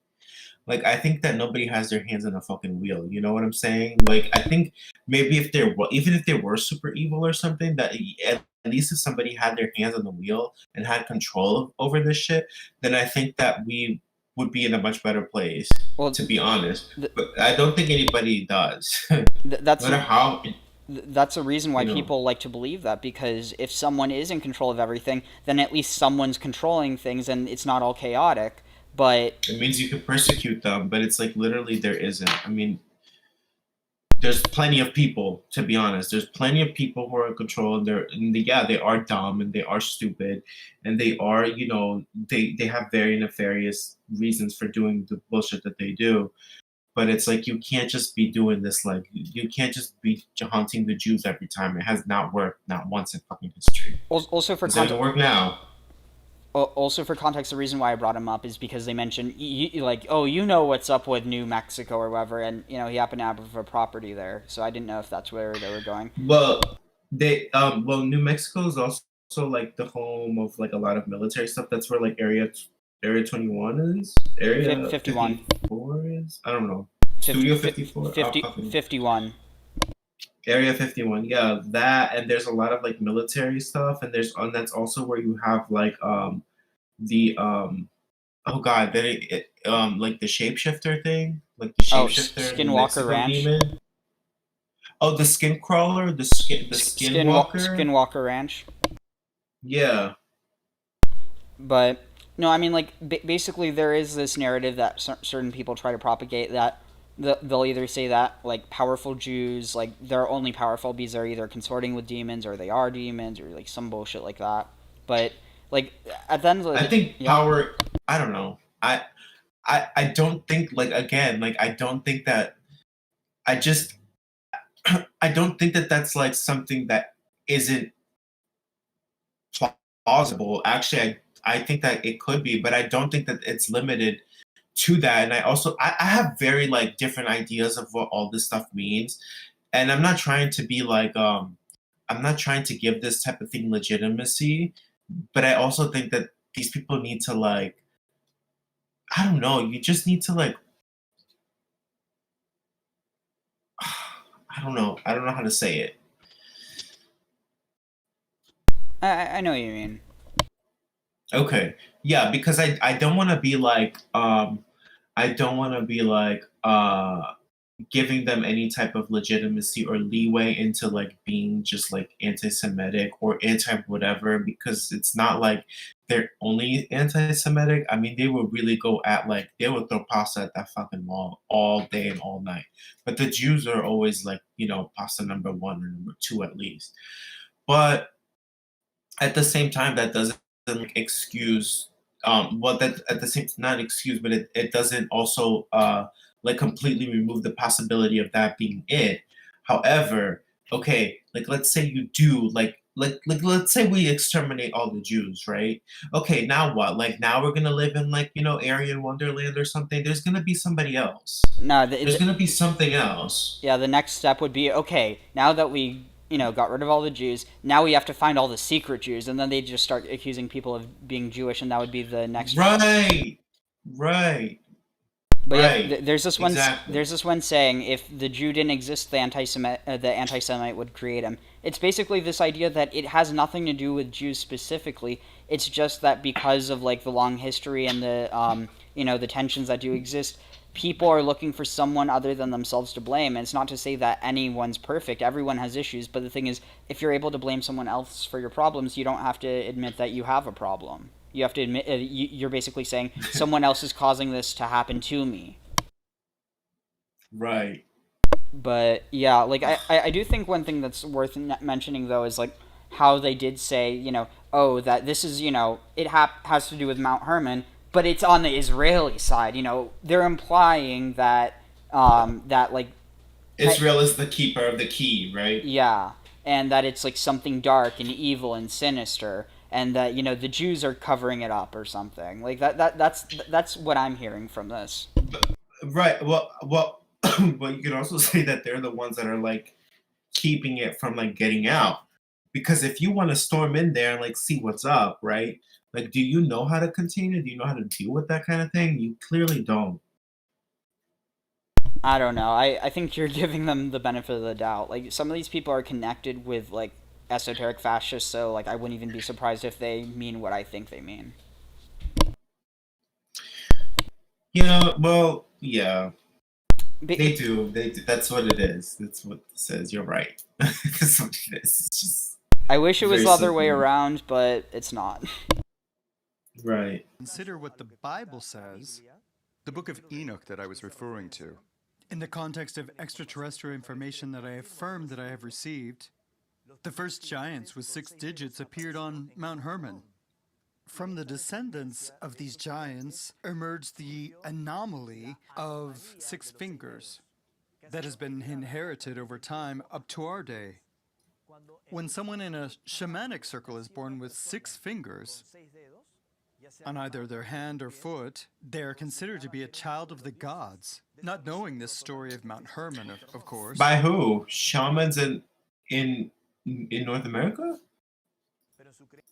I mean, like, I have to imagine, like you know, like anomalies that aren't like life-threatening are typically viewed as being like blessings, but like to say that, yeah, it's like you have to say where it's from. How are you hearing this? Where's your source? Just because it might be true, just because it is true, doesn't mean you can just claim stuff without saying where you're getting this from. Well, you can, because he's been in contact with the alien tribe. Ah, you're right. You're right. I should have remembered that. Thank you, Mateus.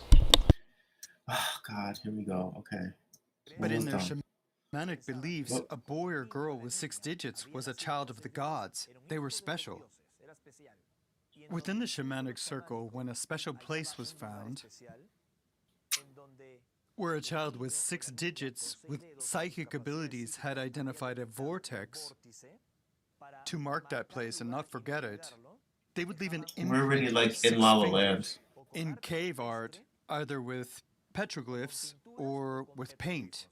Not only in New Mexico, but specifically throughout the Americas. Many places of contact that are known in the Americas have petroglyphs or paintings of hands with 6 fingers. This is also related to a more recent migration that happened in the Americas from the east, where the last guardians of knowledge from the Altai Mountains in Siberia, in the last ice age, according to what our historians believe, they crossed over to America, going all the way to South America. What's the connection between Jesus and these extraterrestrials from Mount Hermon? There's a very profound connection between Jesus in the flesh and extraterrestrial contact. But before I delve into this topic, allow me to say a few things. For the people who are watching me now in this interview, I am very respectful of all religious beliefs. But I also believe that our religions have often manipulated our historical events. I have a deep respect for the great people in the history of humanity, like Moses, Buddha, or Jesus, for example. I consider Jesus to be an actual historical figure, beyond faith and religion and what was later created. And I say this with the deepest respect. Having said that, Jesus is one of the most important hierarchies of this planet. For these beings from other worlds, these... I agree, but I don't think that... Jesus is one of the... I agree with that, because I think that, like, there's a lot of people who are, like, in this, like, Jesus, like, paradigm or whatever. And I know that's not what he means, right? But in my own way, I do believe that, like, Jesus is this, like, especially right now, he's, like, definitely understanding him is, like, definitely, like, a key to understanding, like, a lot of, like, the Western thought, or a lot of, like, what Western thought is, like, based off of. And I honestly don't think that people are ready for, like, the type of bullshit that is, like, in that. See, I don't think it's Jesus. I think it's a perception of Jesus. Like, what Jesus actually said contradicts so much of what Christians believe nowadays. Not all Christians, but like the ones who use it for hate. Yeah. Okay. Yeah. But that works. That works. That works too. That works for me too. But what I'm saying is like, okay, like, you know, the idea of the demiurge or whatever. Well, not the demiurge. I don't know. Like whatever is like keeping people, like whatever god or entity or whatever defines like the certain confines of like a thought, right? I think Jesus is like is like that for a lot of people, especially in the West. Like that to me is like how I would like I would translate, or like what I would mean if I were to say what he is saying right now. I don't know if that's what he's saying and what he's doing, but that's how I would like contextualize that in order to be able to make some kind of statement like that. I definitely think that there's like this idea of, you know, different Jesuses. Like not to say that they're, well, first of all, you might have multiple stories that like from different people who got compiled into one. Yeah. But in terms of like the type of Jesus that people tend to follow today, it feels much more like they're using Jesus as a figurehead for the church more than anything. And that's not to say that all, but like for instance, at the end of the day, you know, my political beliefs are my political beliefs, but like when it comes to religion, I have a big issue when people try and use religion to justify things that it's never been used to justify before, and even sometimes when people use it to justify things that it has been. But it's like, for instance, if you're going to, you know, argue that, for instance, trying to think of an example, like life begins, you know, in the womb, when when God literally, when he breathed life into Adam through like the air in the nostrils. Yeah, so actually that's a perfect example. So there's this idea that that, you know, it's somehow, and I'm not saying that I don't believe this or do believe this, but this idea that it's somehow immoral to, you know, to provide an abortion to a woman or to anyone who needs, you know, abortion, because it's not just people who identify as women that have abortions. But at the end of the day, if you're going to say that there is something immoral about that because God says when you, like, you know, I forget exactly how it's phrased, like, you know, when you were in the like, life begins in the womb. Yeah. Well, but that's the thing. Biblically, life doesn't begin in the womb. It begins before that.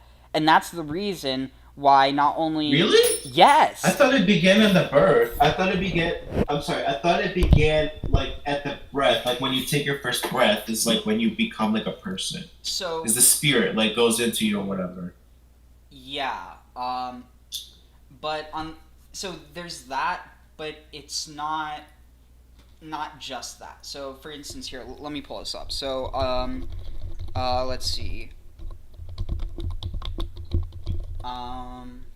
Okay. And this is going to get weird, but trust me, it's relevant. Let's see. Pull up the... Oh, wait, here.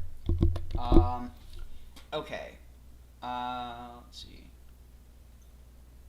1 second, where is it? Okay. So, the Gemara asks, and may a man not examine himself with a linen cloth? Also, wait, here, what's this word that has for linen? Let's see, budak? Wait, that's a little bit, matlit? Patch strip lining, with a patch? I'm not sure. Like, may a man examine himself with a cloth to see if he has emitted semen, or with any similar item that he wants? The Gemara answers, just as Abaye said, with regard to a different issue, that is referencing to a coarse cloth, which will not warm one's body hereto. So in this case, warm one's body might mean, like, provide pleasure. I'm not 100% sure. Let's see. What was this? It's also different because, so this is in Aramaic. I don't know Aramaic as well as I do Hebrew, so that's why it's a lot harder for me to translate this. The Gemara answers, just as Abaye said, with regard to a different... the Braita is referring to a coarse cloth, which will not lead to a seminal emission. The Gemara asks, And where was the statement of Abaye stated? It was stated with regard to that which we learned in a Mishnah. If a priest was eating teruma, and he sensed that his limbs quaked, indicating that a seminal emission was imminent, he should firmly hold his penis to prevent the emission from leaving his body, and swallow the teruma while ritually pure. So the teruma is like the ritual offering that you give, so that he can eat it before he emits. A difficulty was raised with regard to this Mishnah. May he actually hold his penis? But isn't it taught in a Baraita that Rabbi Eliezer says, with regard to anyone who holds his penis and urinates, it is considered as though he is bringing a flood to the world, as masturbation was one of the sins that led to the flood. Abaye says in resolution of this difficulty that the Mishnah is referring to the one who holds his penis with a coarse cloth. So here it's relating that, like, essentially the way I understand it is it's saying that if you're, like, holding it and you're, like, well, actually, no, so in this case it's so originally I thought it was saying that, and this was my misunderstanding, I thought originally it was saying that essentially that God urinated on the world to cause the flood. But no, what it's saying is that it is considered as though he is bringing a flood to the world. Not that he is flooding the world, but is bringing a flood, so he's the cause for it. And so there's this idea that that the flood was caused by, warming of the, let me see if I can find the word for, yeah, I can't find it. So, basically what it's saying is, wait one second. Sorry, I'm just trying to find the other thing as well. Okay, here. So basically what it's saying is there's something really immoral about emitting semen. Like, if you're touching yourself, basically. There's something very immoral about that. And so, here, listen to this. So, the Gemara asks, which of these replies did Rabbi Eliezer say to the rabbis first? If we say that it was the first statement, i.e. that one should not hold his penis, even if people might cast aspersions about his children, that he said to the rabbis first, and subsequently he told them that there was a way to avoid urine being sprayed on his legs. This is difficult after saying... So basically, if you don't understand this, they're saying they can't hold their genitals to aim, to pee, because you might accidentally cause yourself to emit. And so because of that, you have to just, basically aim without that. And this is how seriously they took this stuff. It's kind of like, in the same way that you wouldn't hold a gun unless you're planning to shoot someone, or you're planning to shoot something, if that makes any sense. So that's a little too crazy for me. I don't know what. But here, listen to this. So, and subsequently he said, he told them there was a way to avoid urine being sprayed on his legs. This is difficult after saying to them that it is a prohibition. What he then to say is a practical remedy. By saying one can avoid urine being sprayed on his legs, Rabbi Eliezer indicated that if one cannot do so, he may hold his member, which contradicts his other statement. Rather clearly, he says this practical solution to the rabbis first, and then they said to him, if one does not have an elevated place or loose earth upon which they can urinate, what should he do? In response to the question, he said to them, it is preferable that people cast aspersions about his children, that they are mamzerim, which means bastards, and he should not render himself wicked even one moment before the omnipresent. The Gemara asks, and why must one this is interesting, and why must one refrain to that extent from holding his penis? Because as a result of holding his penis, he might emit semen for naught. As Rabbi Yochanan says, anyone who emits semen for naught is liable to receive the punishment of death at the hand of heaven. As it is... Jesus. Yeah, wait, was this Yad Shemayim? Dang it, I really need to learn Aramaic. Hamotzia Shecheve Zera Lupilta Chayav Mita... I don't know. So, as is stated... Anyone who emits semen for naught is liable to receive the punishment of death at the hand of heaven. As it is stated with regard to Onan, son of Judah, and it came to pass, when he engaged in intercourse with his brother's wife, that he spilled it on the ground, lest he should give his seed to his brother. Here it's because the idea, it's a concept of levirate marriage, where if someone dies and their wife is left without kids, that their brother is beholden to give children to his wife, and that they be raised as the children of the father or of the brother who died. So like they're not considered the children of the person who actually fathered them in this case, and so that's why he didn't why he spilled his seed on the ground. And the thing that he did was evil in the eyes of the Lord, and he slew him also. Rabbi Yitzchak and Rabbi Ami say, one who emits semen for naught is considered as though he sheds blood, as it is stated. So sheds blood means kill someone, as it is stated. But draw near here, you sons of the sorceress, the seed of the adulterer and the harlot. Are you not children of transgression, a seed of falsehood, you that inflame yourselves among the terebinths? So that's saying, like, you who, you know... There's some interesting wording here, but okay. Yeah. So sorry, keep going. This probably means, like, to inflame oneself, like, within the context of, like, sexually, or, like, with passion. Inflame yourselves among the terebinths. So that's that's this context of, you know, this ritual amongst the trees. Under every leafy tree, that's a reference to the Asherim, that slay shochate, the children in the valleys, under the clefts of the rocks. Yeah? There's like some things that I'm about to get off soon, but like basically I can't go into it. It's so good, but like I need to get off. But basically it's about like the words like inflamed or whatever, and also like the word like to fornicate, and like the priestesses and like the keepers of the fire or whatever. It's a whole thing I've been like thinking about. I actually want to talk to Ammon about it too. And how those like words come together. Sorry, I would like go into it, but like I'm like so tired. Oh yeah, no worries. I totally get it. But I just wanted to finish this off where it says, do not read this word as shochate, rather read it as sochate, because it's spelled with the same letters but different vocalization. In example, one who squeezes out, sochet, semen, is considered to have shed the blood of the children who could have been born from that seed. So what it's saying there is that basically they believe that children were alive in the seed, and that like it was this idea that, you know, wasting it was basically allowing that seed to die. And so here it says, Rav Asi said, it is considered as though he worships idols, as it is written here, under every leafy tree. And it is written there, with regard to the mitzvah of eradicating idols from Eretz Yisrael. You shall destroy all the places where the nations that you are to dispossess worship their gods, upon the high mountains and upon the hills and under every leafy tree. So, but that's in the Bible? Yes. Wait, which part? The part about these kids, the kids being like this whole thing about the kids being like, you know, so that's the thing. Semen being children.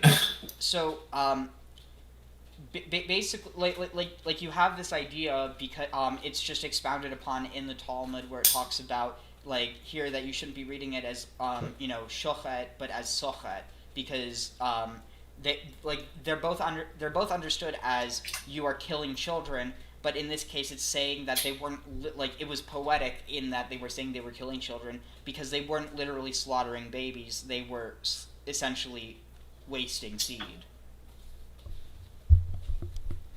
And this is in the Bible too? Yeah, so this is from Isaiah 57:1. But as for you, come closer, you sons of a sorceress, you offspring of an adulterer and a harlot. Yeah, adulterer and a harlot. Yeah, like I think I know, like not I think I know, but I think I have some ideas about that. But yeah, it's how much did we have left of that one video? Because that might be a good place to. Oh yeah, it's almost over. How about we finish that, and that's a good place to end off. There's like 2 more minutes. Figures of this earth who has shown them truly how illuminated humans may be. According to them, his birth was planned. His life was monitored. Jesus was not an extraterrestrial.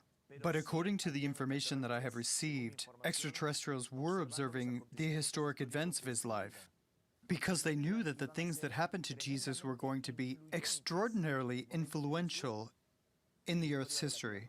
Jesus' life is full of peculiar events linked to the UFO phenomena.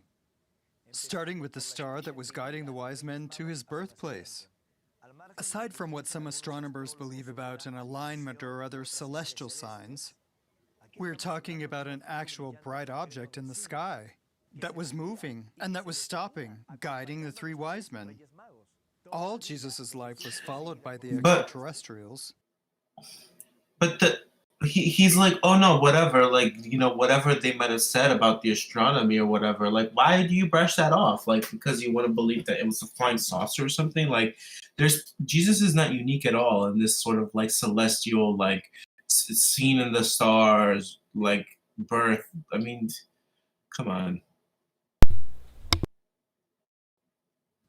And Mount Hermon was a culminating event. I feel that the friendly group of extraterrestrials that I've spoken about wanted Jesus to be able to close something up on Mount Hermon, the mistake that was made by the other group of beings. This would mean that the portal on Mount Hermon would be closed and secure. But every so often, there are small cracks of time in that portal. When these open up, events are affected on our planet. I have information that there is an active crack right now on Mount Hermon that coincides with all of the world events that we're facing right now. But this time there's no Jesus to come seal it up. Humanity itself has to take action to withstand this influence. I know how all this sounds. I know that it sounds crazy. But if you research the story of angels and Jesus' life, you can contrast it with ufology and extraterrestrial contacts. You will be very, very surprised. I think that, like you said, there's a lot of like, it's just a lot of like, they mix and match things in order to like put some weird like Star Trek, you know, fantasy world fiction or whatever. Because what he's saying about the gap or whatever, it is astronomical, it is astrological about the gaps, and it also would like perfectly align with like a Jesus kind of like being like a Zeus to King Herod's Cronus. Ah, that's interesting. I never thought of that. Yeah. But yeah, they because there's like, oh god, I can't get into this right now, but there's stuff like he's not entirely wrong. Like the baseline of it is like kind of right, I guess, if I really wanted to be nice about it, but like it's not like an extraterrestrial portal to another world or whatever. Like he might like this isn't Stargate. Like we're not having a Stargate open up in fucking Israel. Yeah, like if there was anything there, if you want to argue that what was there in antiquity is still there today, I mean, like, it's not even that complicated. It was probably a temple or something. Yeah. And, I mean, that doesn't make it any less magical for me, but if it does for you and you need it to be Star Trek, I don't know what to tell you. Yeah, I think that's an example of media shifting the Overton window to the point where, like, we don't believe that magic can exist outside of, you know, someone with a wand literally casting a fireball out of that wand. Anything less must not be real. Or, like, must not be magic. Yeah, exactly. Anyway, I think this is probably a good place to leave off. Yes. Alright, thank you for keeping me company. I was kind of scared to go to sleep because I feel like if I go to sleep, I'm going to get worse. But I'm just gonna do it. Plus, I'm tired. Well, I hope you feel better. And all right. Yeah, I mean, if it's any consolation, I mean, you'll either feel like, actually, I don't know. I only got sick once, and when I was sick, it was pretty terrible. But it wasn't like I didn't have to be hospitalized or anything. It was just not fun. But yeah, I'm not that bad, honestly. But yeah, I'm fine. Hopefully everything's fine, and yeah, you should definitely get some sleep. I think so. All right, thank you. Have a good night. I'll talk to you tomorrow. Okay, cool. I'll talk to you tomorrow, and then hopefully we'll.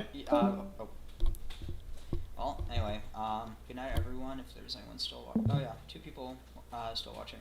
Anyway, I'm gonna end the stream now, but yep, this was the first one, and hopefully, hopefully I'll continue.